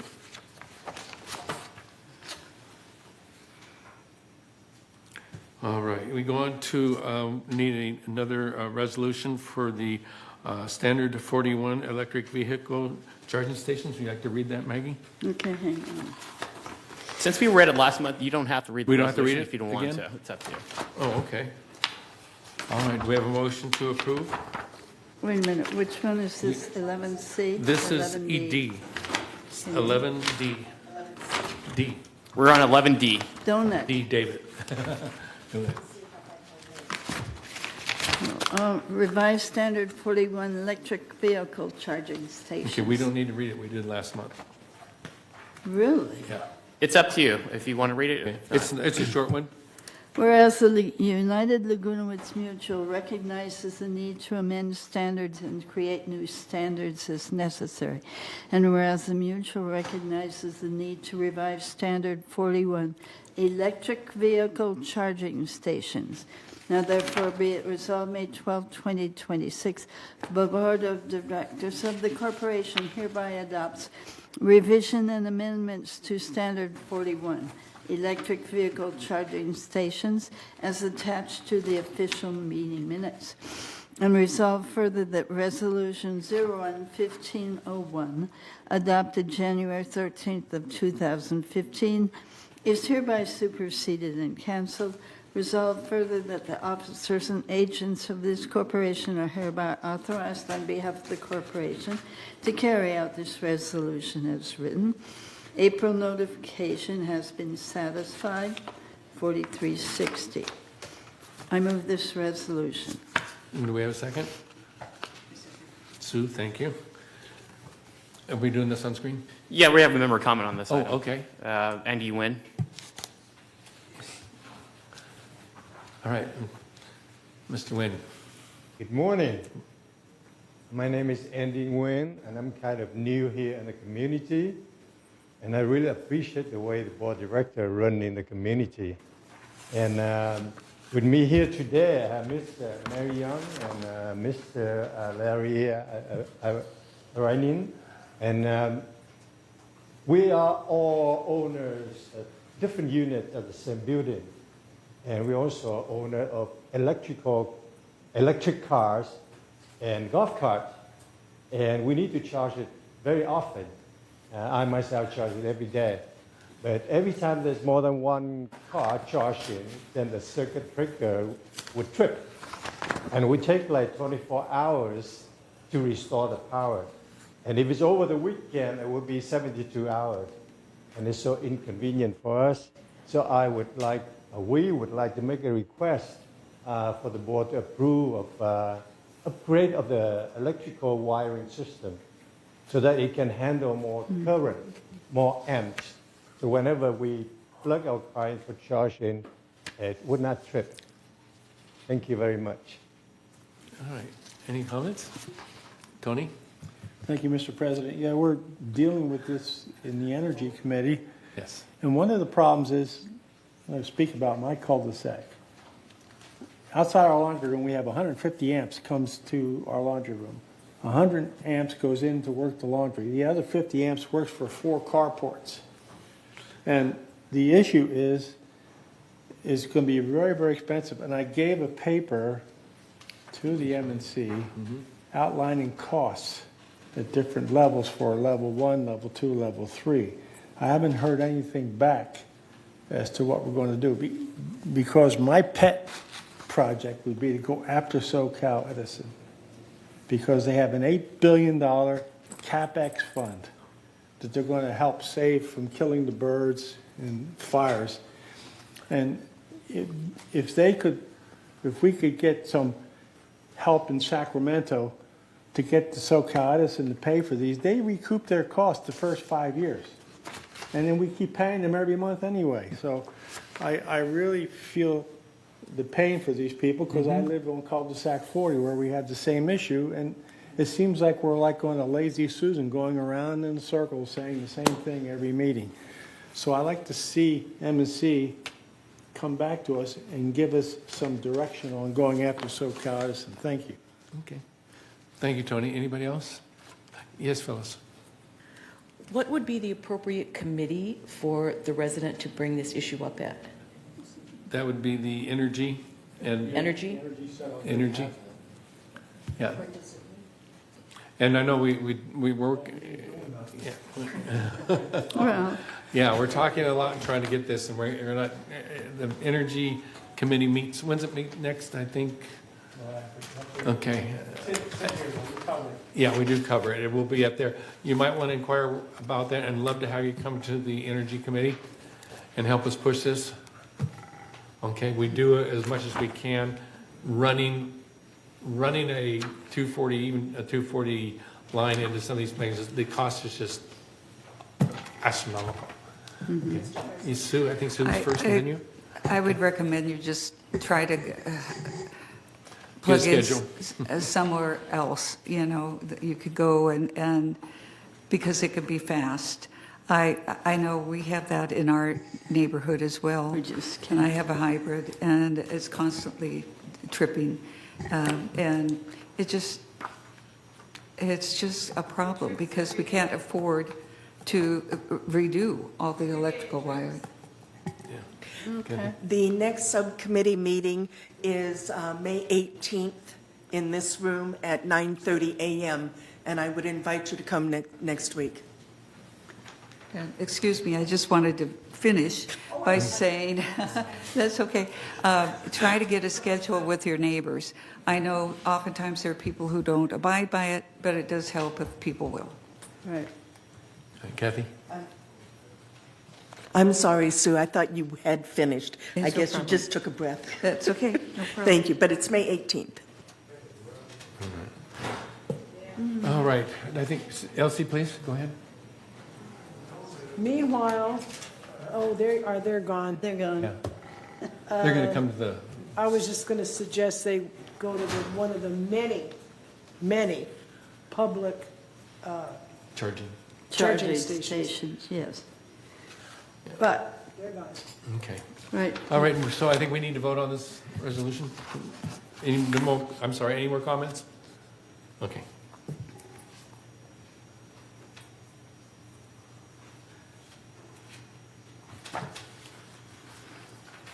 can't see, did I vote? And this is No. just the insurance thing, right? Yeah. Yes. Oh, No, so- wait, insurance? Oh, that's, okay.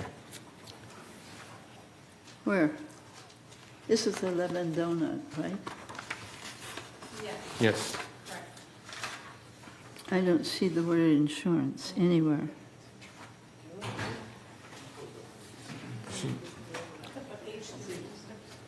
I'm sorry. On page 5 of 28, 11D, I do not see the word insurance anywhere. So if this is an insurance What- matter, It's just staff report. Oh, it's To in the bring staff it into report? compliance. This will It's bring in- it into compliance. Yeah, it's in the Yes. staff report. The that would forms. be page 7 of 28, or where? It's right before the staff report. It's before this. Okay. Yeah. It's just complying. We're just complying with the law. 11D3 of 28, okay. Do we have a comment here? I think we have the expert here. Yeah, just for clarification, and good morning, by the way. Thank you. Good morning. In October of last year, the Senate Bill 770 was passed. The main component of that Senate bill was that the mutual could no longer allow or require a member to, for them to be added on as additional insured.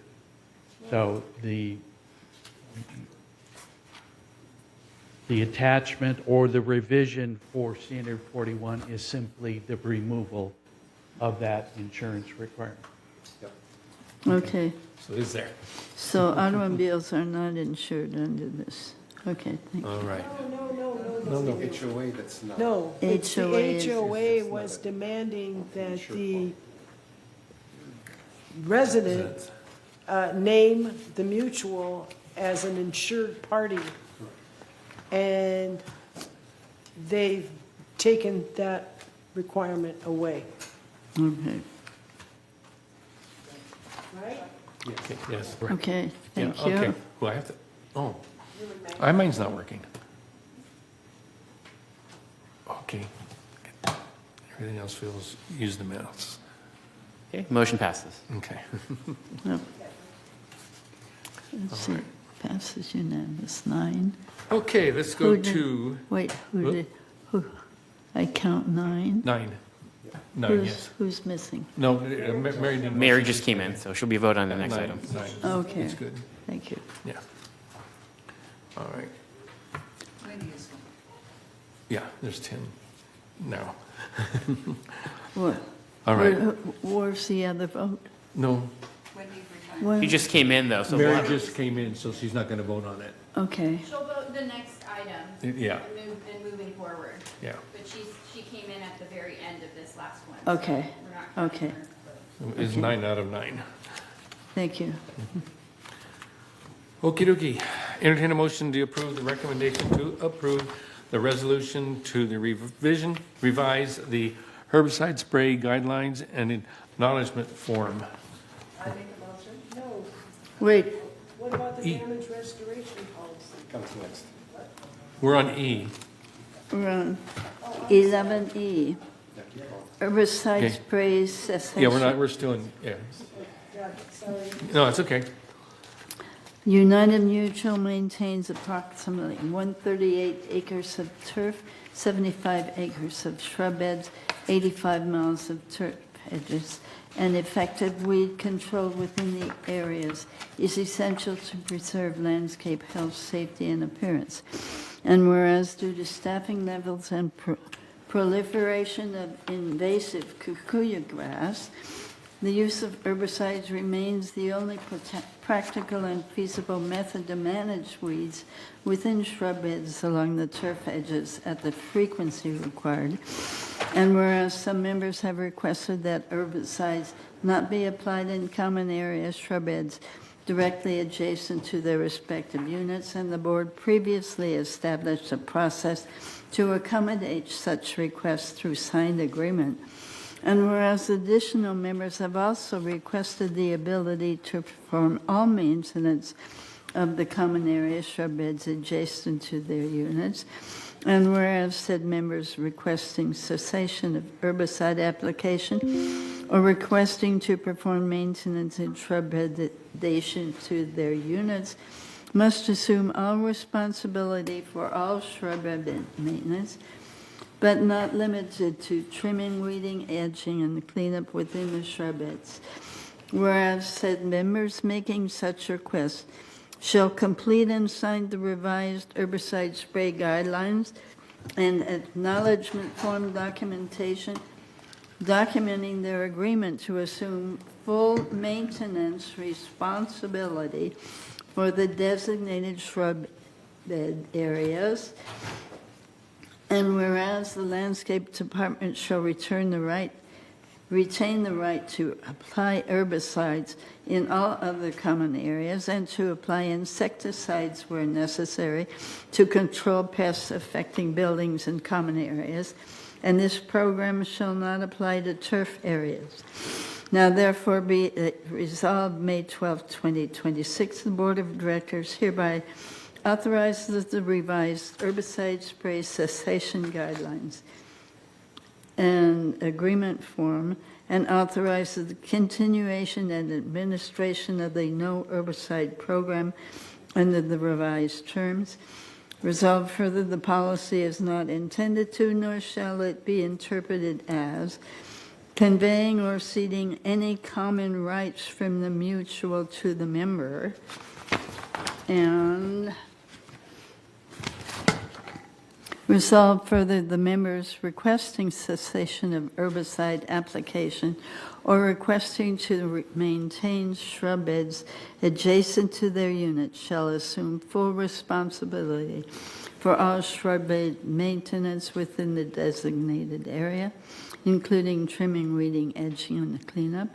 Resolved further that members participating in this program are not permitted to remove existing plant material or new material without express prior written permission from the mutual or its representatives, and resolved further that the landscape department shall document designated areas through field verification, marking and photographic memory records, and maintain completed acknowledgement forms on file. Resolve further that the officers and agents of this corporation are hereby authorized and directed to carry out the provisions of this resolution. I second. I didn't move it. You may move it if you wish. No, go ahead. No, I don't wish. I move the resolution. Okay. Did we have a second? Okay. And any discussion? Yes. Yes, Maggie. We have 6,323 units. Many of those buildings are multiple people. How is the upstairs going to have better power over the grounds than the downstairs? Or the right unit or the left unit have better power? Every single unit will be up in the air then. We can't possibly manage this. It throws it open to all the members to do what they want in their front yards. And will landscape maintain it? Well, apparently not. Or maybe, yes, they will. And how will they? Because each member is going to have to stand out there on Tuesday, the third Tuesday of the month or something, when their person comes by. And they're going to fight with their neighbor, their upstairs neighbor, about what we're going to do about this petunia bush. And the other one is going to say, I want it all ripped out and desert plants planted. How is this going to possibly work? Oh, he's here. in the back. Yep, he's Come, coming. Tell us. He's coming.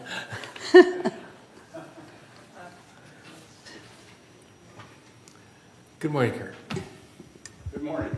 Still morning? Yeah, Yeah. we just have a few minutes. Just a little bit. Is that the only question? I can get them all at once. May I? Phyllis, I think.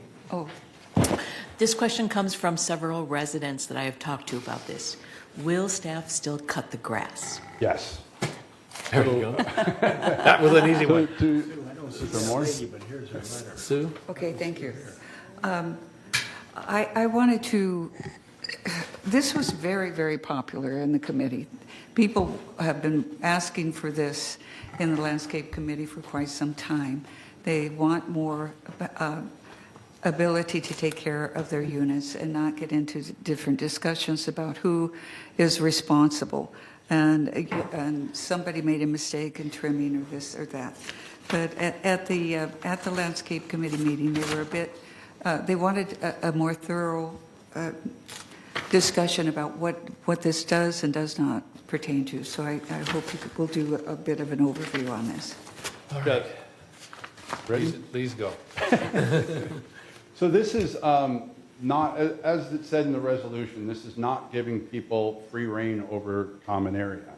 This is to solve an issue that we have out there on a regular basis.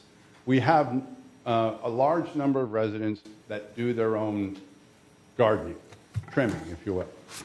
What the problem is we, over the years, I think since this whole development started, residents have made agreements with foremen to not trim the red roses or not trim the petunias, as you said, but to trim everything else.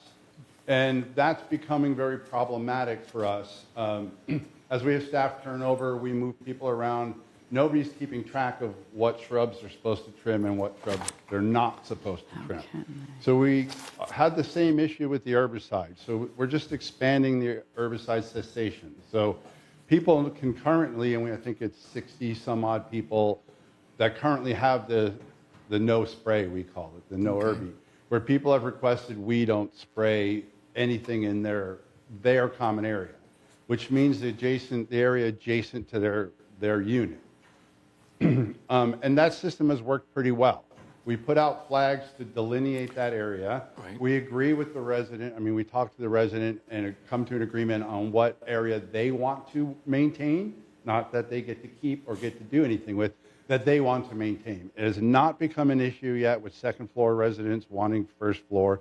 We still have the square foot rule where you can do whatever you want in 36 square feet. This does not supersede that. And that is open to second floor residents, first floor residents. That also has been working well. All we're trying to do is get to the point where we can manage this a little better administratively. With the no Herbie, currently we don't spray, and they're supposed to weed. Some of them trim, some of them don't trim. For our guys to come in and not weed but trim, it's very difficult for us to maintain on a practical basis, given that we have 6,500, whatever units it is we have to go to we go there 6 times a year now. That's a lot to keep track of. So what we're trying to do is eliminate the onesies, twosies. If you want to trim your red roses, you trim them all. You trim everything. If you don't want to take on that responsibility of trimming all of those shrubs, we'll do them all. We can't do onesies, twosies. It has to be all or nothing for this to work for us. Any questions for him? It was the tie. Who wants to go first? Rod. Yeah, thank you, Mr. President. I'm just wondering about how would we determine the safety of our herbicides? I was looking at the list last night, and each one of them was worse than the other. I mean, they were pretty bad. Some were safer than others, but safer doesn't mean safe. It just means safer. Why can't we just not do herbicides in exclusive common areas, period? I would need about 300 more people. Just for the exclusive, the 36 feet? For just the shrub beds. So that's our biggest labor item right there is weeding. So in the resolution, it mentioned kikuyu grass. Kikuyu grass is about 75 to 80% of the turf we have out here. And I'm just saying this is one type of weed. It's very aggressive. It grows underground as well as above the ground. It creeps both. It has a root system about a foot deep. If we don't use herbicides, we can't stay on top of it. We can trim the edge, but it'll pop up 3 feet into the garden beds. The only way to control this particular weed, as well as a lot of other weeds, is to use herbicides. So how do you determine the safety of the herbicides? So herbicides themselves, the ones we use are the safest available on the market.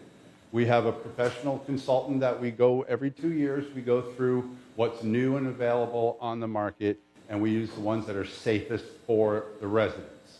So the ones that we use, the herbicide we're talking about, Once it's dry, it's completely harmless to people. It doesn't go through your skin once it's dry. We put flags out. It dries in a matter of hours. We leave the flags out for 2 days.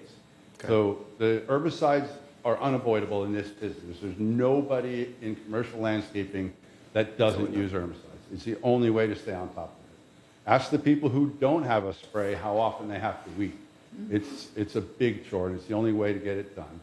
We did an example. This came up prior to me taking over the department, right before I took over the department. We did an example. We tried to do hand weeding an entire cul-de-sac in lieu of herbicide. The labor costs were 4 to 5 times what they are using herbicides. So we would have to be in there way more often, and we would have to spend a lot more time in there without herbicide. So we are trusting our residents to do all this work? If they want to. We're No, not what asking if them they to don't? do it. They sign the agreement? They sign the agreement. But Like I don't said, do it. we have 60 some odd people currently doing it. And I mean, face it, you guys should be retired. But do we check to make sure the work is done? I mean, We they do. sign- Okay. Yes. They sign, Oh, and they- if they don't do it, we give them notice that you're not keeping up your agreement. There's rules in here on what we expect you to do. Perfect. If you're not doing it, we give you notice, and if you don't keep up, we take it back over. Perfect. Thank you. Maggie? She was next. Looking at the third paragraph from the bottom, insecticides. The landscape department shall retain the right to apply herbicides in all of the common areas and to apply insecticides when necessary to control pests affecting buildings and common areas. And this program shall not apply to turf area. So our insecticide program will go on as usual, right? Correct. Everywhere. Because one resident can't say whether or not we treat ants for their neighbor. Right. Which is the number one insecticide we do is ants. Thank you. And Jonathan, please. Well, first of all, I appreciate your challenges on a daily basis. I just want to add to the note that I will support you as much as I can to make sure you standardize whatever you can. This is not a salad to pick from. So I really appreciate it. I know how challenging it is. You cannot satisfy everyone.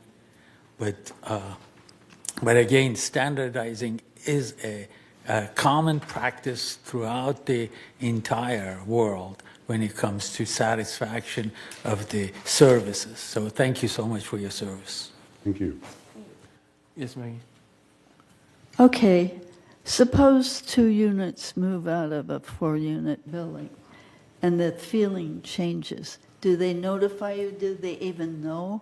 So the plan for the resale process would be similar to what it is now. Currently now, when you buy a unit that has non-standard landscaping, you agree to maintain it or you do not agree and we remove it. Right. So it would be the same process with this. If someone moves in and doesn't want to take over all the trimming, the agreement with the previous resident is null and void. The new resident would have to sign the same form over again to keep it going. So you're going to maintain records for 6,323 units? We already do. Okay. Anybody else have questions? Thank you very much, Kurt. All right, I think we have time to vote.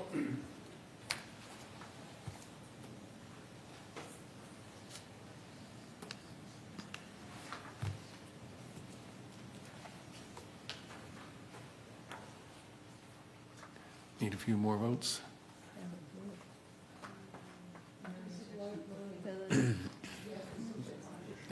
Use your mouse if that isn't Try working. using Mary. your mouse if it doesn't work Yeah. on the screen.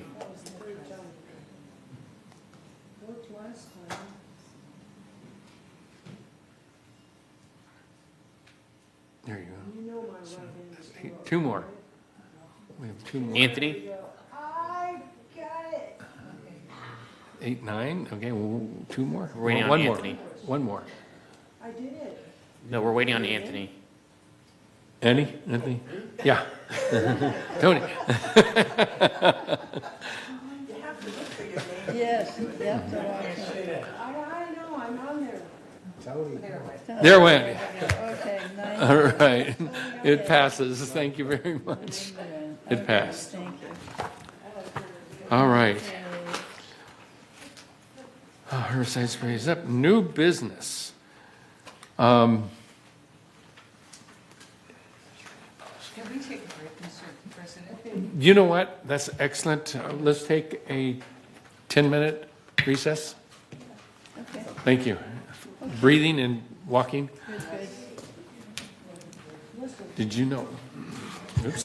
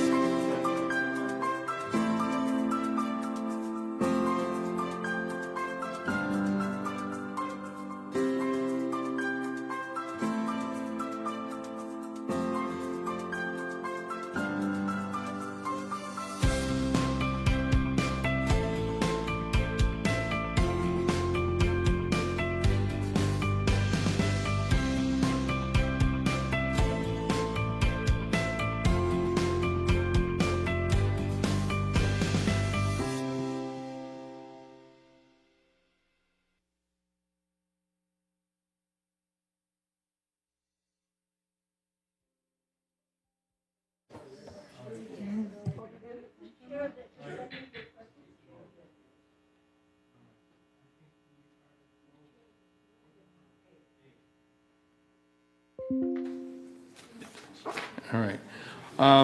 We need to entertain the notion to approve the damage restoration policy related documents. Do you want to read the resolution? 0126XX, revised damage restoration policy. Whereas United Mutual is a common interest development governed by its occupancy agreement and applicable provisions of the California Civil Code, Davis Sterling Common Interest Development Act, and whereas Article 11 of the occupancy agreement assigns maintenance, repair, and replacement responsibilities between the mutual and members, and whereas the current damage restoration policy was intended to define mutual responsibilities for common area maintenance and member responsibility for alterations, and whereas the policy no longer adequately provides a clear or comprehensive delineation of responsibilities between the mutual and the member, and whereas such lack of clarity has resulted in, among other issues, denial of coverage by homeowners' insurance carriers and adverse outcomes in small claims proceedings, and whereas the Board of Directors finds it necessary to clarify and reaffirm the allocation of responsibility in a manner that is consistent, uniform, and enforceable, and whereas the Board of Directors has determined that an updated and comprehensive damage restoration policy is needed to reduce legal and financial risk and fully establish that members are responsible for the repair and/or replacement of upgrades, redecoration, and improvements within their units, and further provides that members are responsible for damage caused to mutual controlled property by such changes. Now therefore be resolved June 9, 2026, the Board of Directors of this corporation hereby adopts the attached revised damage restoration policy and resolution to establish a clear and consistent policy governing responsibility for maintenance, repair, replacement, and damage restoration within mutual properties, and resolve further that Resolution 010675, adopted August 8th of 2006, is hereby superseded and canceled, and resolve further that the officers and agents of this corporation are hereby authorized on behalf of the corporation to carry out the purpose of this resolution. This is a May initial notification. Should the board endorse these provisions, staff recommends that the motion be made and seconded to accept it and to ensure the resolution reads to the satisfaction of the board. Then we put it over to a board meeting no less than 28 days from the postponement to comply with Civil Code 4360. I move this resolution. Okay, we have a second. Okay, discussion. Kathy? Okay, I have some issues with this under Section 8, Additional Provisions, 8.2. It states that the mutual shall not be responsible for loss of or damage to private property, personal property. My disagreement with this is if the mutual, meaning our staff, the workers, work on something that has, say, a pipe breaks and it damages someone's flooring or damages their personal property, that it was at no cause to themselves, even if they have what they show in 8.3, which is you have your own homeowner's insurance. I do not feel that the owner should have to pay to replace all of the things if it was clearly a mutual cause for the problem. And the other issue is if you guys all pass it, and you want to do that and with the HOA insurance, I would like a clause in here to say something that the mutual will reimburse the deductible that the person has to pay. Because if a pipe breaks in the wall and floods the unit, which we have had, and someone does get their homeowner's insurance to cover the cost of fixing everything, they still have, in my case, I have a $2,000 deductible. So at no fault of my own, I'm forced to spend my own money to repair something that wasn't not deliberate, but caused by the mutual. And that is an issue that there should be something put in here that if it is, and you have HO6 insurance, the deductible should be covered by the association since it was their fault is not their the right fault. word, Yeah. but it's not, I can't think of the word that I had written down, but I think that should be a consideration. Director Bravado?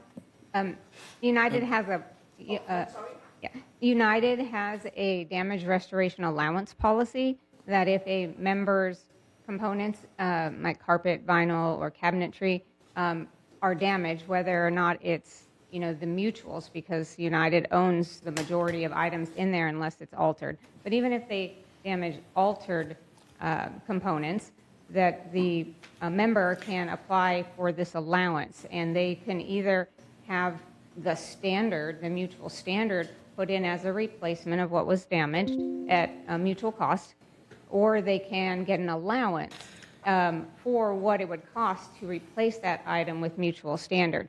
But that is only if they do not file an insurance claim. Right, and I understand that, and with the member hearings that we are involved in, as you know, that is something that weighs heavily on me when we're dealing with all of that. But even if we accept the mutuals monies for what the association would apply, if other things are damaged, such as property, other than the flooring, other than carpeting, and you have to use your HO6, you still have a deductible in order to cover all of those costs. And that is the part where I have a lot of issues for this, because some responsibility, and I know what you're going to say, we've been in enough meetings that, you allow $380 to replace such and such carpeting for this or that, whereas if someone actually did the remodeling was like, a portion of, say, $7,000, depending on the flooring. So I understand and appreciate what the association would cover. What my concern is based on this, when the owners, through no fault of their own, none whatsoever, they incur costs or expenses exceeding what the association allows.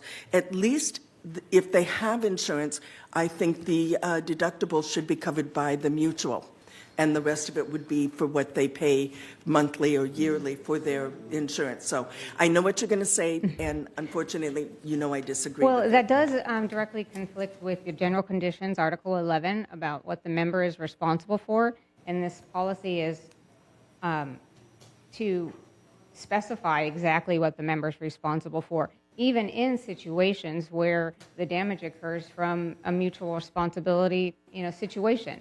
And it happens all the time. And Article 11, states that they are always responsible for their alterations. But that word isn't sufficient enough for members, because it says, well, where does it say that if your pipe leaks and ruins my, wood flooring, that I'm responsible?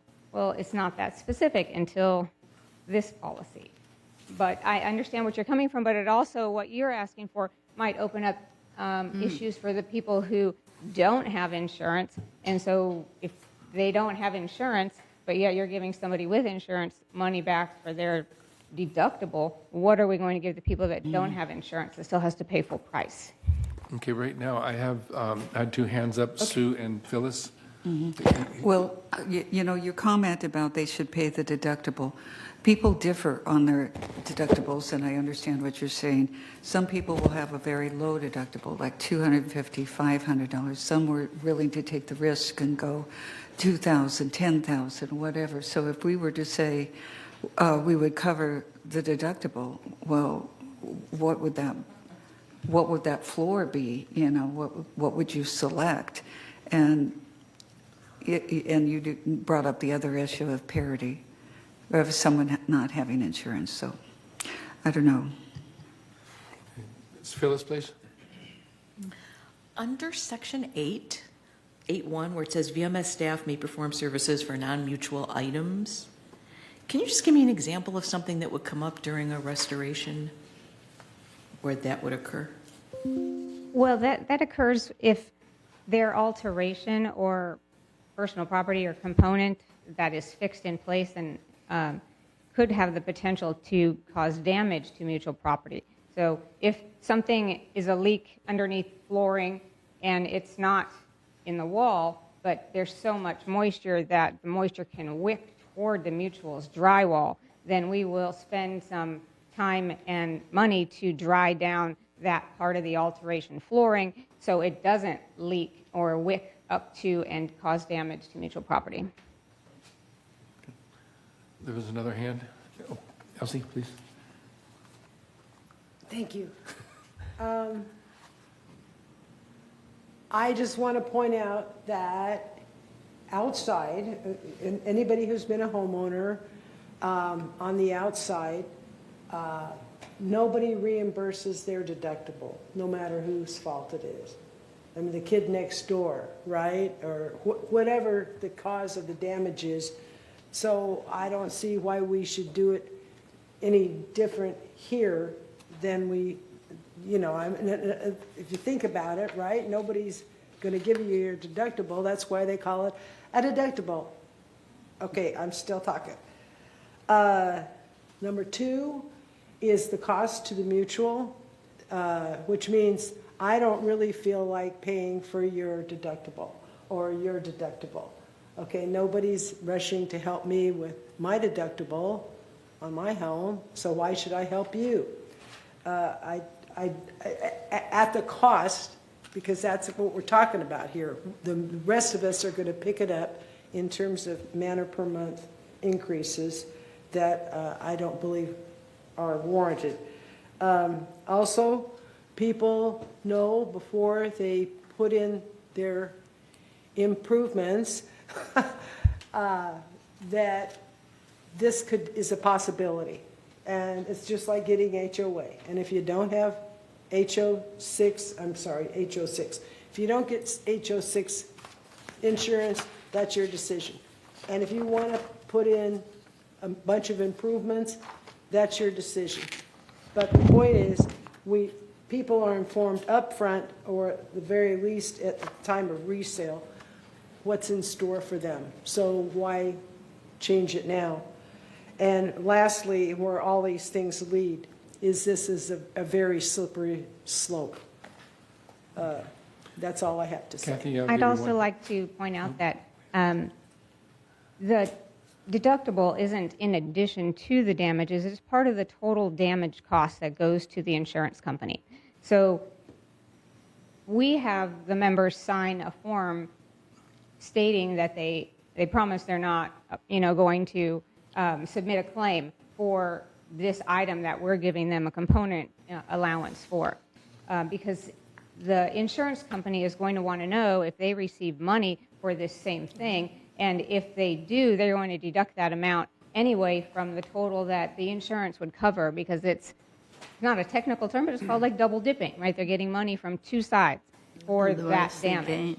And I know that it's an issue with some insurance companies. Kathy, one more time. And while I appreciate Director Addington's comments, this isn't an individual home. This is a co-op, and I'm sure some of you may have single-family dwellings. I don't. What my concern is, because I read this whole thing, my concern is that when it is caused by the mutual, regardless of whether you did any alterations, I believe at some point the mutual is responsible for some of the damage that, I'm going to use the word negligence, but I don't mean negligence because I can't think of the appropriate word. There should be some consideration. That's all I'm saying. Thank you.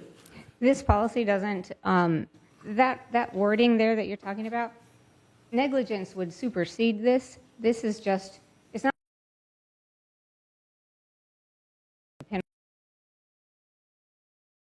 programs in place to address those. You can't do every single thing at once, the whole community at once. So your annual programs that you have that show that you are actively working on improving your plumbing or whatever else that might damage, cause damage, that shows that a non-negligence point of view, unless there is something specific that we knew about that particular issue and, looked the other way and did nothing about it, that's different. If there is a negligence issue, then the member has the right to, take you to court. Mary has been waiting patiently. It's along the lines of the allowance for the damage by HOA to the resident. And so you have an allowance. What percentage is it of the total bill that the resident It's not a incurs? percentage. It is equal to the amount of money that the mutual would spend. Say the dining room carpet was damaged and could not be cleaned. So it needs to be replaced. So you would get they would get a reimbursement for the exact cost to remove, replace, and install just the dining room carpet area and baseboard that it would cost the mutual to put in standard carpet and baseboard. They would get that amount, not to replace all of the carpet. So even though it matches the living room, it would be standard grade with a seam just into the area that is damaged, the room size. And there is cost. We have the cost for the vinyl, the carpet, the countertops, things like that. There's already standard costs that we have in place. Okay. Any more questions for her? No, No? Okay. Paul, you had your... Yes, we have Dick Rader for a member comment. Oh, okay.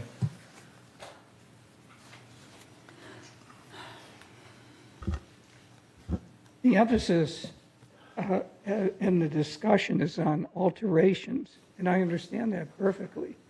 But there's another aspect, and that's personal property, property that has nothing to do with remodeling. What happens if furniture, TV set, computer gets damaged?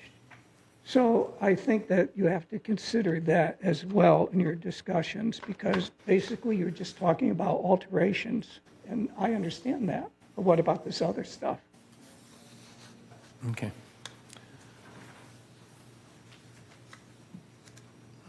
Thank you, Mr. Rader. That is listed in here, and there's a definition for what personal property is in the beginning of the policy. And under member responsibility, personal property is listed as being the full responsibility of the member, resident, lessee, guest, whoever is in there at the time the damage occurs to their items. And that is also specified, I believe, in your general conditions. Okay, we have a motion. Let's vote on this, please.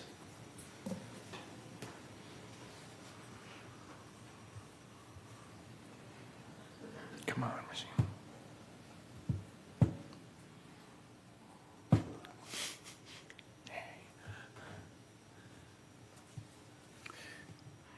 One more. Still waiting on Anthony.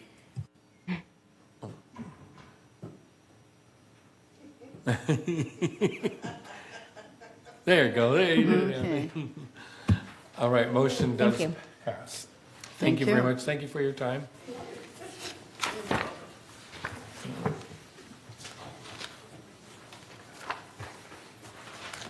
Let's go back. It's the last New big business. page. United Committee reports. Whoops, I'm sorry.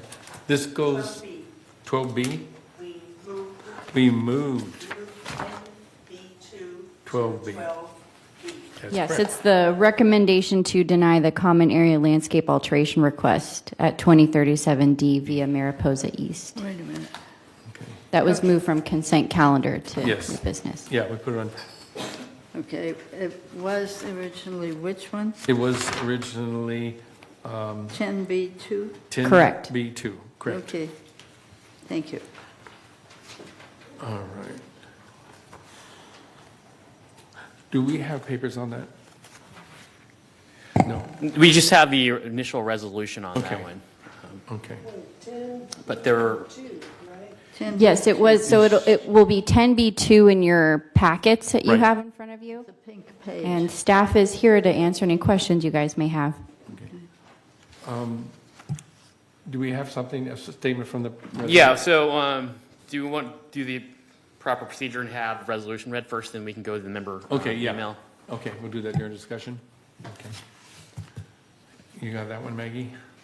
Okay, whereas on April 27, 2026, Landscape Committee reviewed a common area landscape alteration request for a member at 2037D to remove existing turf and install new plants and a privacy hedge intended to reduce visibility and mitigate impacts from Gate 5 traffic. And whereas staff conducted a site inspection following the receipt of the request, observed that the member had already removed common area turf and installed plant material prior to receiving approval, whereas staff placed the request on hold and notified the compliance department, which followed established procedures, and required removal of the unauthorized plant material from the common area.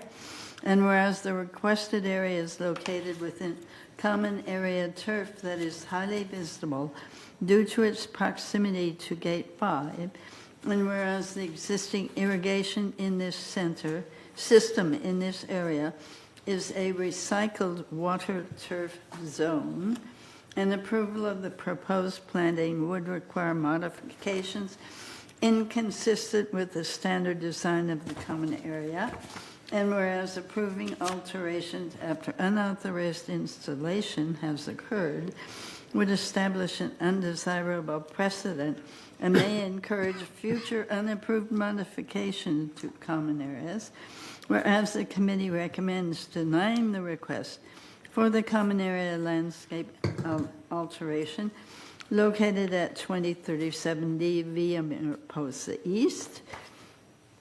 Now therefore be it resolved, May 12, 2026, the Board of Directors denies the request for the common area landscape alteration at 2037D, and resolve further that the officers and agents of this corporation are hereby authorized on behalf of the corporation to carry out this resolution.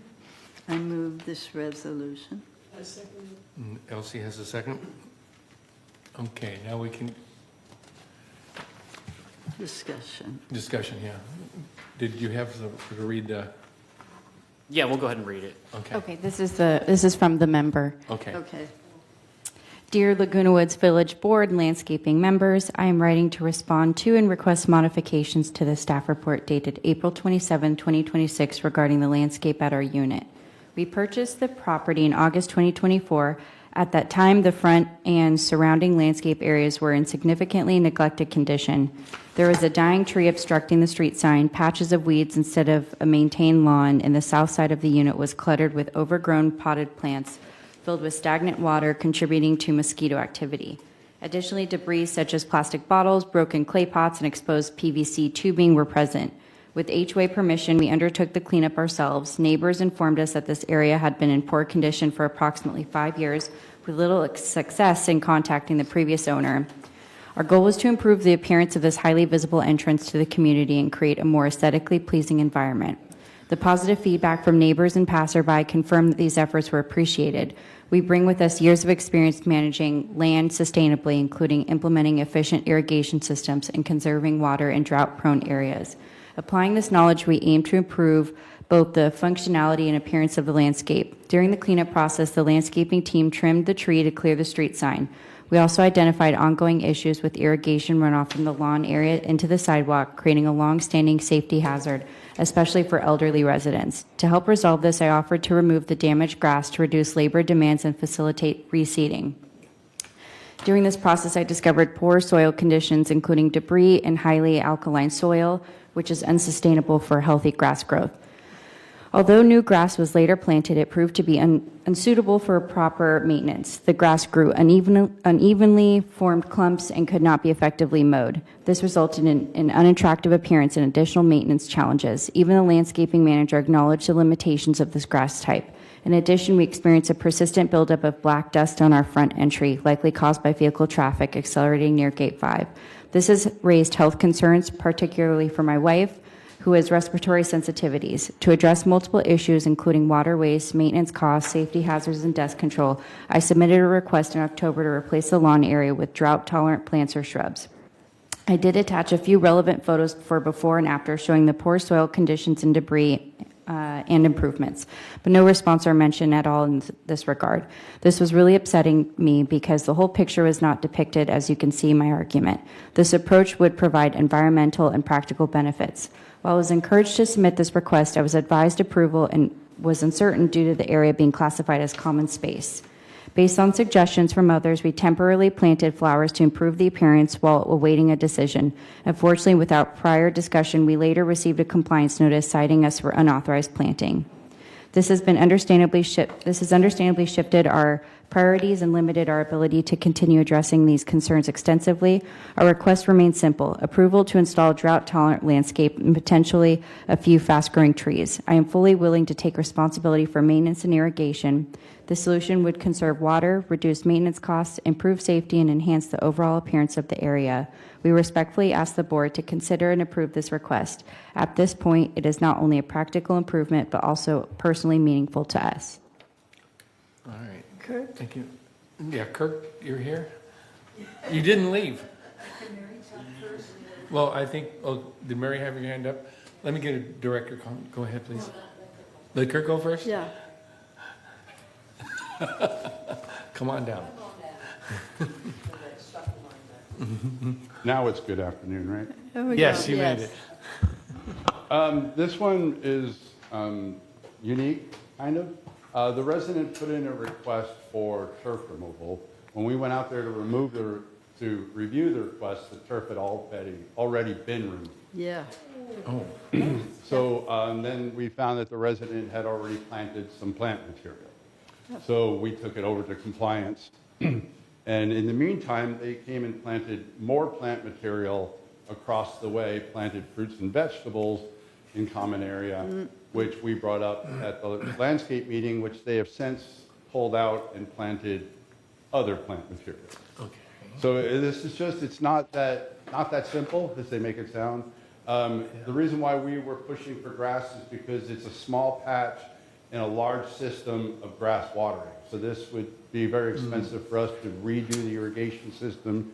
We would love to have drought-tolerant material, but the irrigation system there doesn't account for it. And like we mentioned, this is recycled water, so we are doing turf in those areas. All right. Mary was first. Right, I actually got a call and I responded and visited two neighbors with questions. And I didn't realize it at the last meeting, but this gentleman was one of those two neighbors with questions. And out of frustration, he was wanting to know how to handle this because, and I did not know all the details. I just knew that it wasn't working. And so I suggested he turned in another landscape request form. And so I think that's what happened.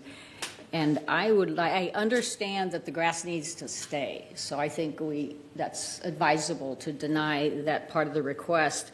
But there was talk of imposing a fee for the reinstallation of the grass. And so I would simply move that we waive any fees for this and that landscape collaborate with the resident on choosing the new plants so he could feel like he had that. And all of this, especially given his letter, he did due diligence and he waited a long time. There was a high level of personal effort on his part, and he was trying to be conservation oriented. So my feeling is that imposing a fee would be, a bit of a burden. Is that a motion? Would you like me to state it briefly? So I would move that we waive any turf reduction fee and that Landscape collaborates with the resident in the plant bed, the beds. Second, okay. Did you want to say something? Yes, I want to speak to the initial motion. This cannot happen. If this happens once, especially where it is, anybody can do it. Rip it out and plant. Rip it out and plant and say, oh, I'm improving it. I'm improving it. My gosh, look at what I paid. Look what I did. And so 6,323 folks can get out there and rip up anything they want. So I say, no, you cannot do this. Do we have a motion? I thought we already Well, we did have a motion, which I read, and that was That was this. an amendment to the motion. So we're on the amendment to the motion. The amendment to the motion actually reverses the motion. This is not true. Sorry, go ahead. What happened is that this person applied like 8 months ago to have something happen, and it took a long time for this to come around. And so the person was, we had a very long agenda meeting. At the Landscape Committee meeting, he was not able to stay. So he asked that we come forward and talk about it here. It seems like there was miscommunication on both sides. I agree you can't run out and tear out grass. But it sounds like they had worked in tandem trying to get the grass to grow, and it did not, if we can verify that story. So what we're trying to do is implement, we will put the grass back in, but we don't want to tell them that they have to pay for the planting. I don't think that's much of a cost. Kurt can talk about that. Did you want to? There's no cost or fine attributed to this report or this motion. That's a separate issue with compliance and the Executive Hearing Committee. That's a completely separate issue than this. Okay. That's right.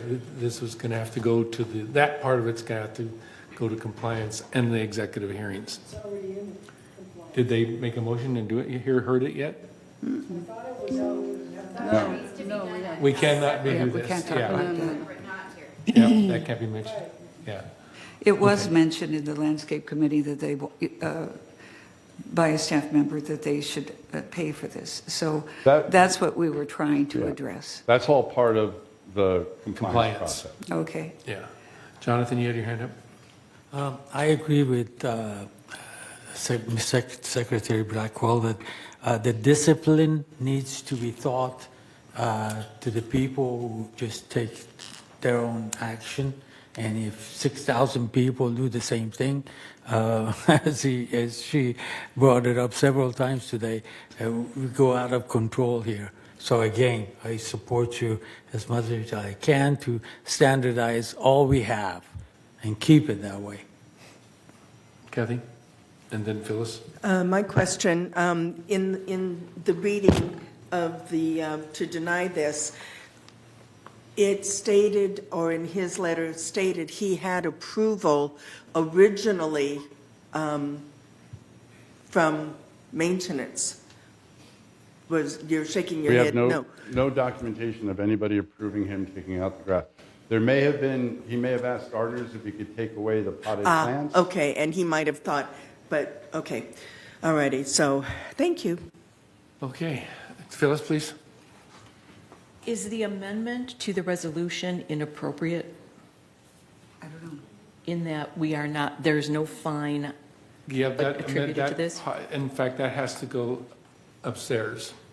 Right, If you so want, yeah. as of right now, we have a resolution and we have an amendment that's been seconded. Okay. Yeah, do so need if to we can pull get the Director amendment? Sinclair to rescind her amendment, that would be great. I could have got a quick question about working with the resident about the choice of plants. Is that something that could happen? Yes. Okay, that's cool. So I would rescind that amendment, yes.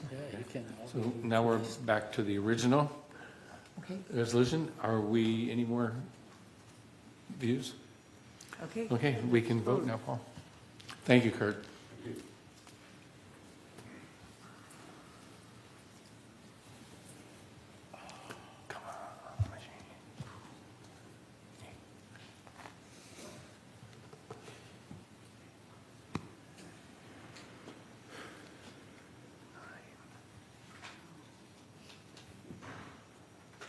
Is it Tony?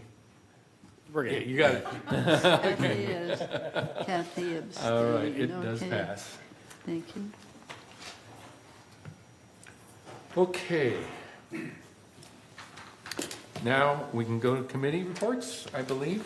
Item number 13. Yes, Elsie?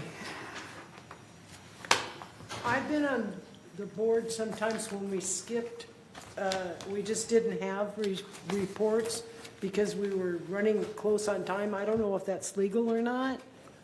But if it is, We don't have anything in closed session that's like time related.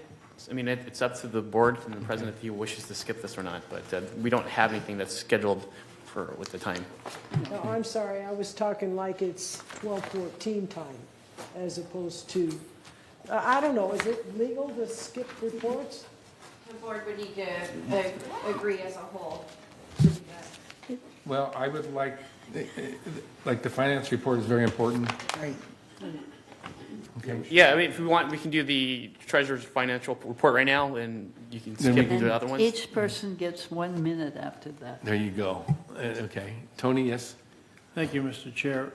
What's the whole object of having these reports? Is to inform people who are smart enough to tune in to see what we're doing.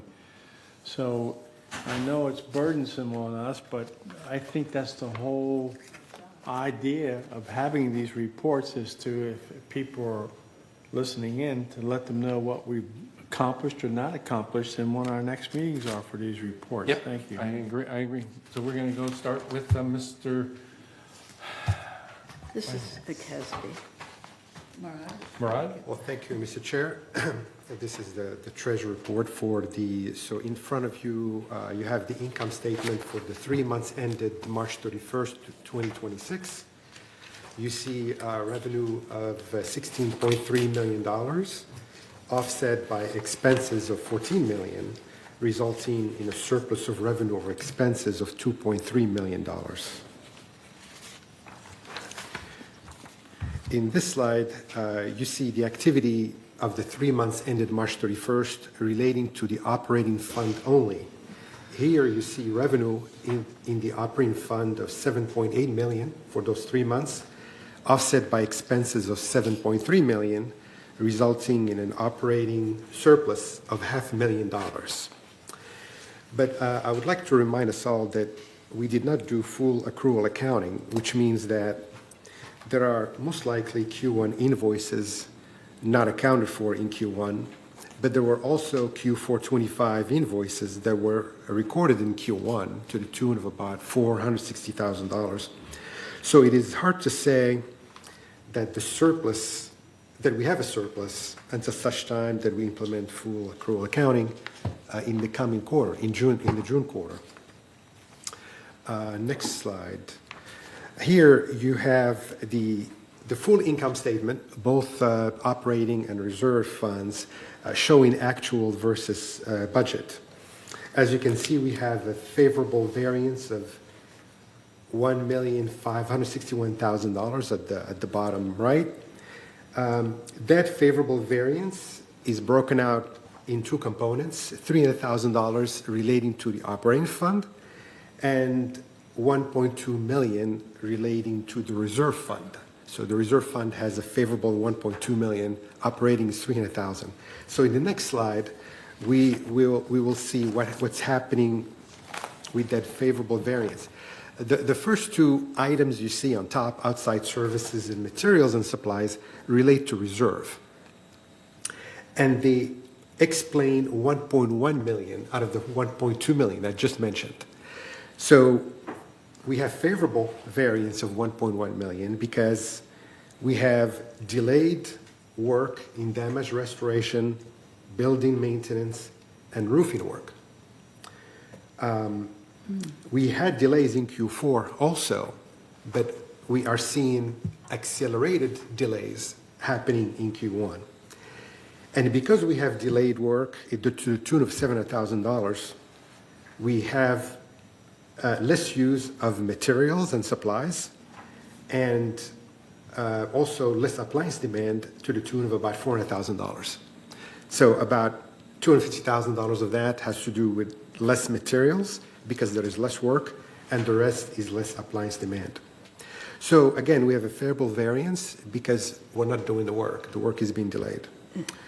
The next two items, employee compensation and utilities, relate to the operating fund mostly. We have $309,000 favorable in employee compensation because there are some open positions in both landscape and M&C departments, and also some folks being on leave. The utilities has to do mostly with a water overpayment that occurred in late 25, for which we got a credit in Q1 this year. Next slide, please. Here we have the breakdown of non-assessment revenue of about $549,000 for the 3 months ended March 31. As you can see, number one is fees and charges to residents for damage restoration. That's number one at 29%. Investment income comes second at 24%, and the laundry room at 12%. To answer Director Liberatore's question, we have revenue of about $66,000 a quarter from our laundry rooms, which is $22,000 a month on average. And we spent $35,000 a month in costs, in expenses, on a monthly basis, which means we have a $13,000 loss every month. So what's going to happen with the pilot is that we will forego the $22,000 a month for those locations. It's just a pro rata for those locations. So our cost is going to increase because we don't have that cost recovery during the pilot. Next slide, please. Here we have non-assessment revenue, actual versus budget. So the second column from the left shows you the 549K, which is less than budgeted 609. So we have an unfavorable variance, actually favorable variance of $60,000, but it's a small amount, essentially relating to investment income and chargebacks. Next slide, please. Here we have the breakdown of expenses of $14 million. And as you can see, if you exclude property taxes, which is not really an expense, if you add outside services and employee compensation, you get 44%, which is down from 48% in Q4. So that means we have less compensation and outside services in the March quarter because we have more delays, as I just mentioned before, for work in Q1 compared to Q4. Next slide, please. Here you have the year-to-date expenses of $14 million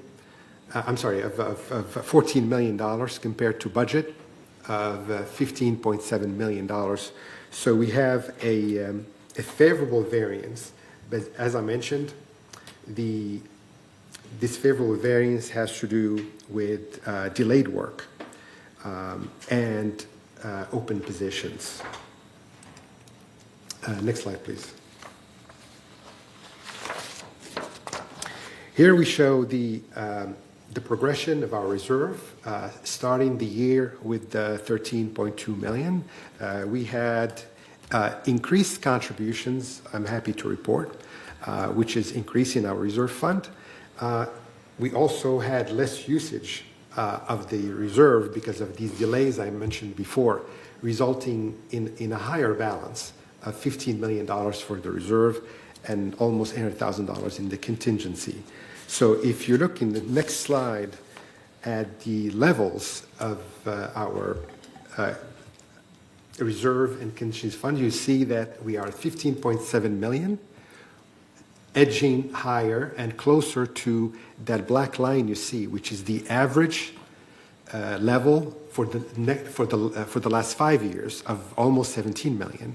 So we are the highest since 2024 and edging ever closer to the 17 million mark. But again, one of the reasons why we are going higher is because we have delayed work.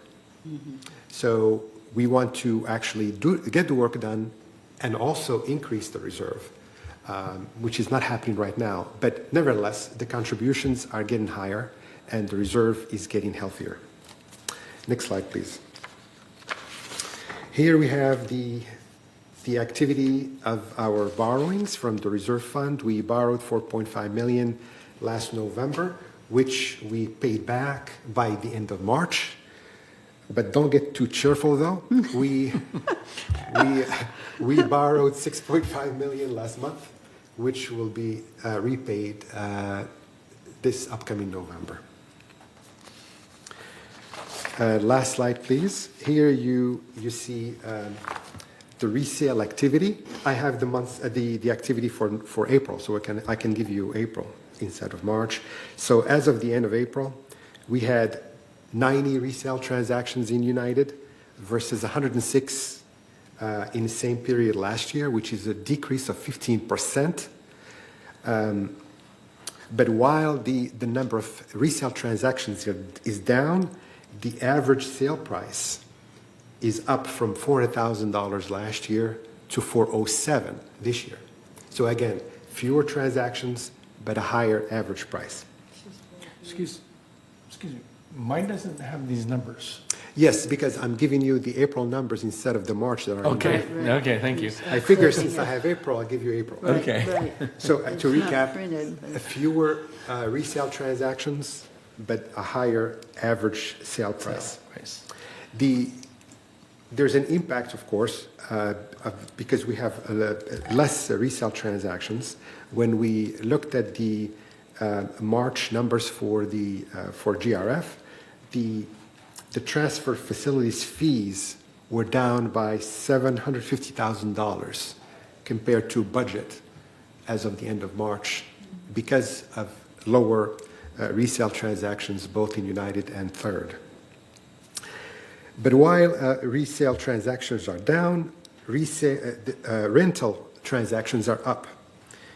At the end of March, we have 923 rentals versus 899 last year, which is an increase to 14.6% rental percentage versus 14.2 last year. So this is a trend we've seen over the last several quarters where we are trending down in terms of resales, but trending up in terms of rentals. And that's my report. Thank you, Mr. Chair. Maggie, question? But rentals don't bring us any income.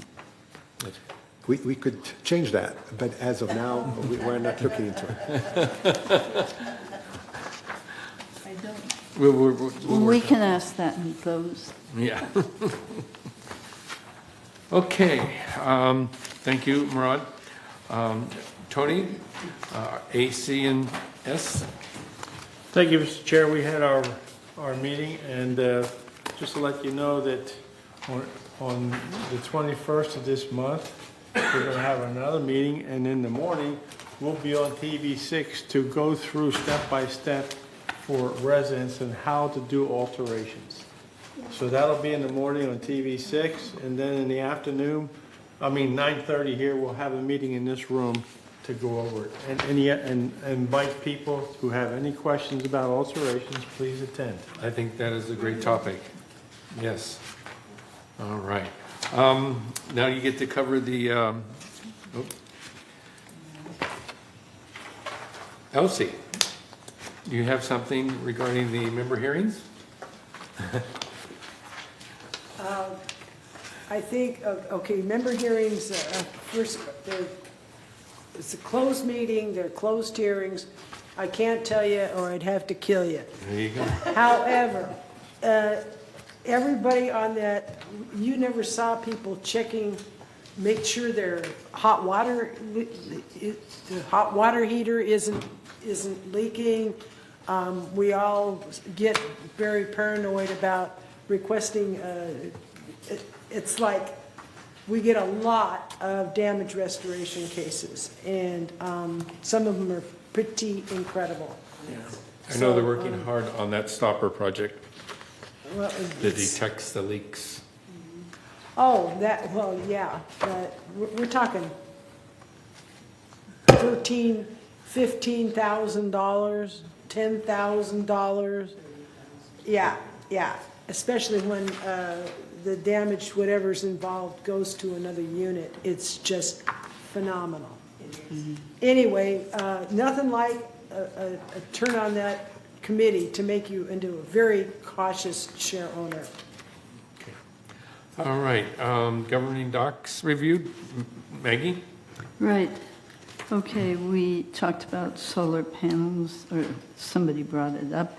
We talked about damage restoration policy.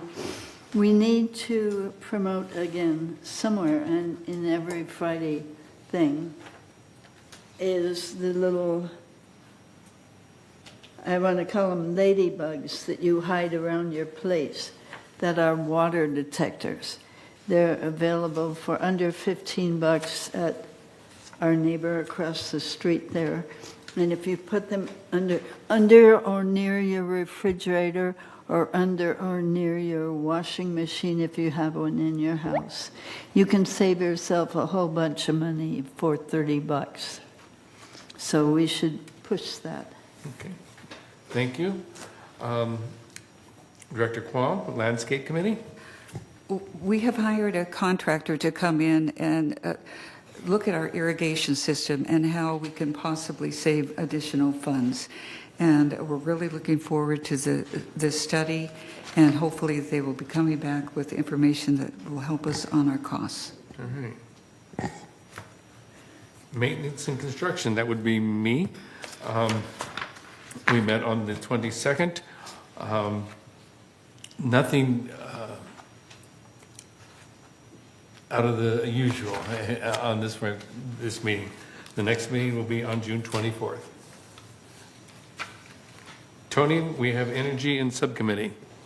Thank you, Mr. Chair. We had a pretty good meeting, and I met people, but we don't have a date right now for our next meeting. Okay. Thank you. Thank you. And then we have the Resident Advisory Committee. Again, Tony. Resident Advisor will be this Thursday at 4 p.m. in the Elm Room. We don't use Robert's Rules, so come and let us hear about what you're concerned about. Thank you. All right. Ramad, GRF Finance Committee. Thank you, Mr. Chair. The GRF Finance Committee met on May 8th, 2026, and reviewed and approved the March 31 financial statements, and also approved a $500,000 appropriation to finish the ERP implementation. The next meeting will occur on June 17, 26. My question is, why aren't those minutes in here? If you met on May 8th, we've got April 15th in this. So our package wasn't completed until like last Thursday, and it takes staff a couple weeks for them to get the minutes Oh, reviewed okay. and signed and everything, so that's why it's not in there. Okay, thank you. Okay. Elsie, we have you on Community Activities Committee. Oh, my. I had a nice report all ready to go, but it's a lot longer than a minute. So I'll just say it was a very interesting, very lively meeting, and What came out in the next meeting, I'm sorry? what was the best thing that happened on that meeting? Well, actually, it was the chair's opening remarks. They were just awesome. but there was, well, okay, there were operating rules review of the golf course dress code passed. Okay.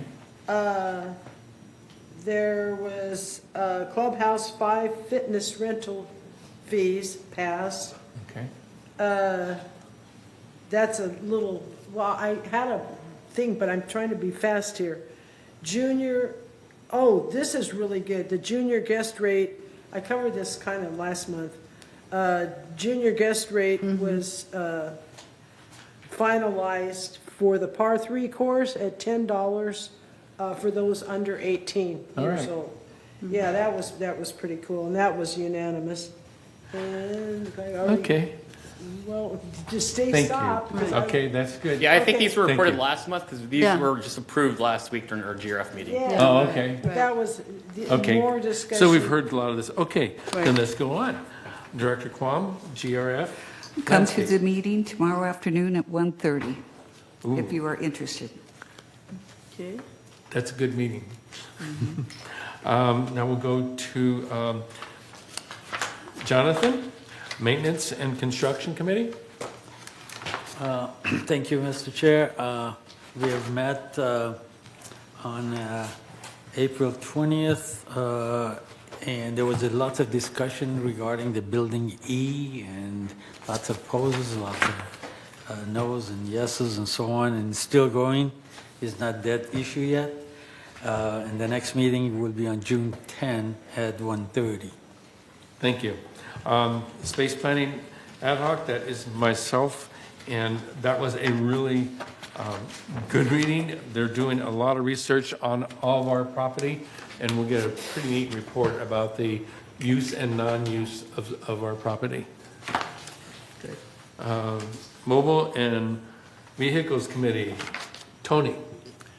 Thank you, Mr. Chair. I'd like to let people know that the new Arbor route runs Monday, Wednesday, and Friday, 4 times a day, 10, 11, 12, and 2. So if you want to try some new stores or some new restaurants, it's Clubhouse 1 and the old, our bus route 5 and 6 is now number 3. And on those days, it's called C3, and it will take you to the Arbor. Thank you. Okay, thank you. And that is, we're getting good results from that route. Okay, let's go to Kathy. You have broadband, anything?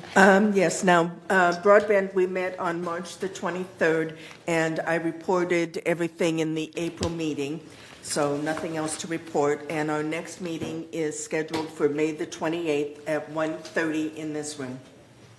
Thank you. Elsie, Village Traffic Hearings, are they still running those stop signs? Excuse, Whoops, I'm sorry. I thought you that were was done. broadband, we haven't done security. Oop, Yep. 14F. I skipped one, didn't I? Yeah. Okay. And that's Security me and again. community access. Okay, so Yes. we had a very interesting security meeting. I have several pages of notes, which I will cut back on, but it is important. Some of the issues that we covered, we had a number of residents who walk late at night, and depending on which gate they're closest to, vehicles are going faster than the 25 mile an hour. And staff, Eric is going to look into several areas where we could put in some crosswalks going across as opposed to the ones that go this way. Oh. And several of us sent in some pictures, and I understand he is going to report on that at the next security meeting or bring it to the GRF board. Another issue that was of concern is in our cul-de-sacs, we have written on the street, stop. A number of residents are parking over the stop sign up to the sidewalk, and they can't necessarily see from the right or the left, and it's very dangerous. So several people requested that we put in red curbs by those stop signs. We did investigate, I believe there's AB 413, that when there is in the GRF section where there is an actual stop sign, you have it up to 14 feet of red curb. But because the cul-de-sacs are the property of the United Mutual, we have to go by our own governing documents. So that's something that I think we were going to look into to determine in some of the more dangerous areas where you cannot, where the stop signs aren't there and you can't really see and the cars go really fast. So I do have a few others, but I think I'm going to stop there. So we had met on April the 22nd. Our next meeting is going to be June the 24th here in this boardroom. Thank you. Thank you. All right, now, Elsie, traffic. They're still speeding, and our staff is still on the job, and darn it, I was going to tell you when the next one was. You can't come anyway. Next meeting is going to be May 20th. I just found it. But thank you, Mr. Wynn. It's on May 20th, but you can't come anyway. So that's my report. It's a closed meeting, confidentiality. Okay, thank you. Okay, Tony, we have disaster preparedness. Yes, disaster preparedness has been reorganized, and Steve Parsons from Third has taken the lead on that. And so I hope that people will give us more attention. We just have a new charter. It's 20 items on the charter, so join us. And I don't have that meeting update here with me. Okay. Staff can help me, I don't know. Looks like the next meeting's May 26th. May 26th. At 9:30 a.m. in the boardroom. 9:30 in this boardroom.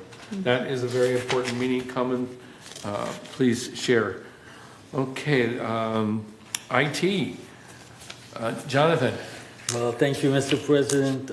We met in March 27, and also outside of the usual meetings, we met with the new fiber optics group in their own facility. Very interesting. It seems like the fiber optics is very well planned so far throughout the community. From the south side of the village, they already installed quite a bit. I don't have the percentage of the completed installation of the new equipment into the units, but apparently, and according to the thing, they are on the schedule. Right. I actually had a little bit of a report on this, that they're down to less than 10%, and a lot of that is going back to residents that weren't available to get it done. So they're looking good. That's for correct. United. Yeah, the plan is to complete the package by the end of this year. Great. And perhaps before that. Our next meeting is in May 29 at 1:30 p.m. All right. Energy, GRF Energy Ad Hoc. Do we have anything from there, Kathy? Yes. We met originally on on March the 9th, and I was unprepared for the April meeting, so I do have some information about that. That was actually, I believe, our first meeting that we had, and we established a charter. And in the future, we want to bring up EV charging stations and possible solar panels. And I don't think we need that. Our next meeting will be held on May 18th at 9:30 in this room. All right. Thank you. Thank you. Question?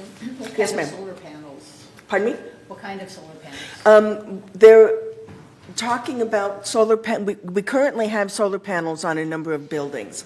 And Tony has brought up in several meetings before I think it was Tony, about putting solar panels on some more of our buildings to help cut costs.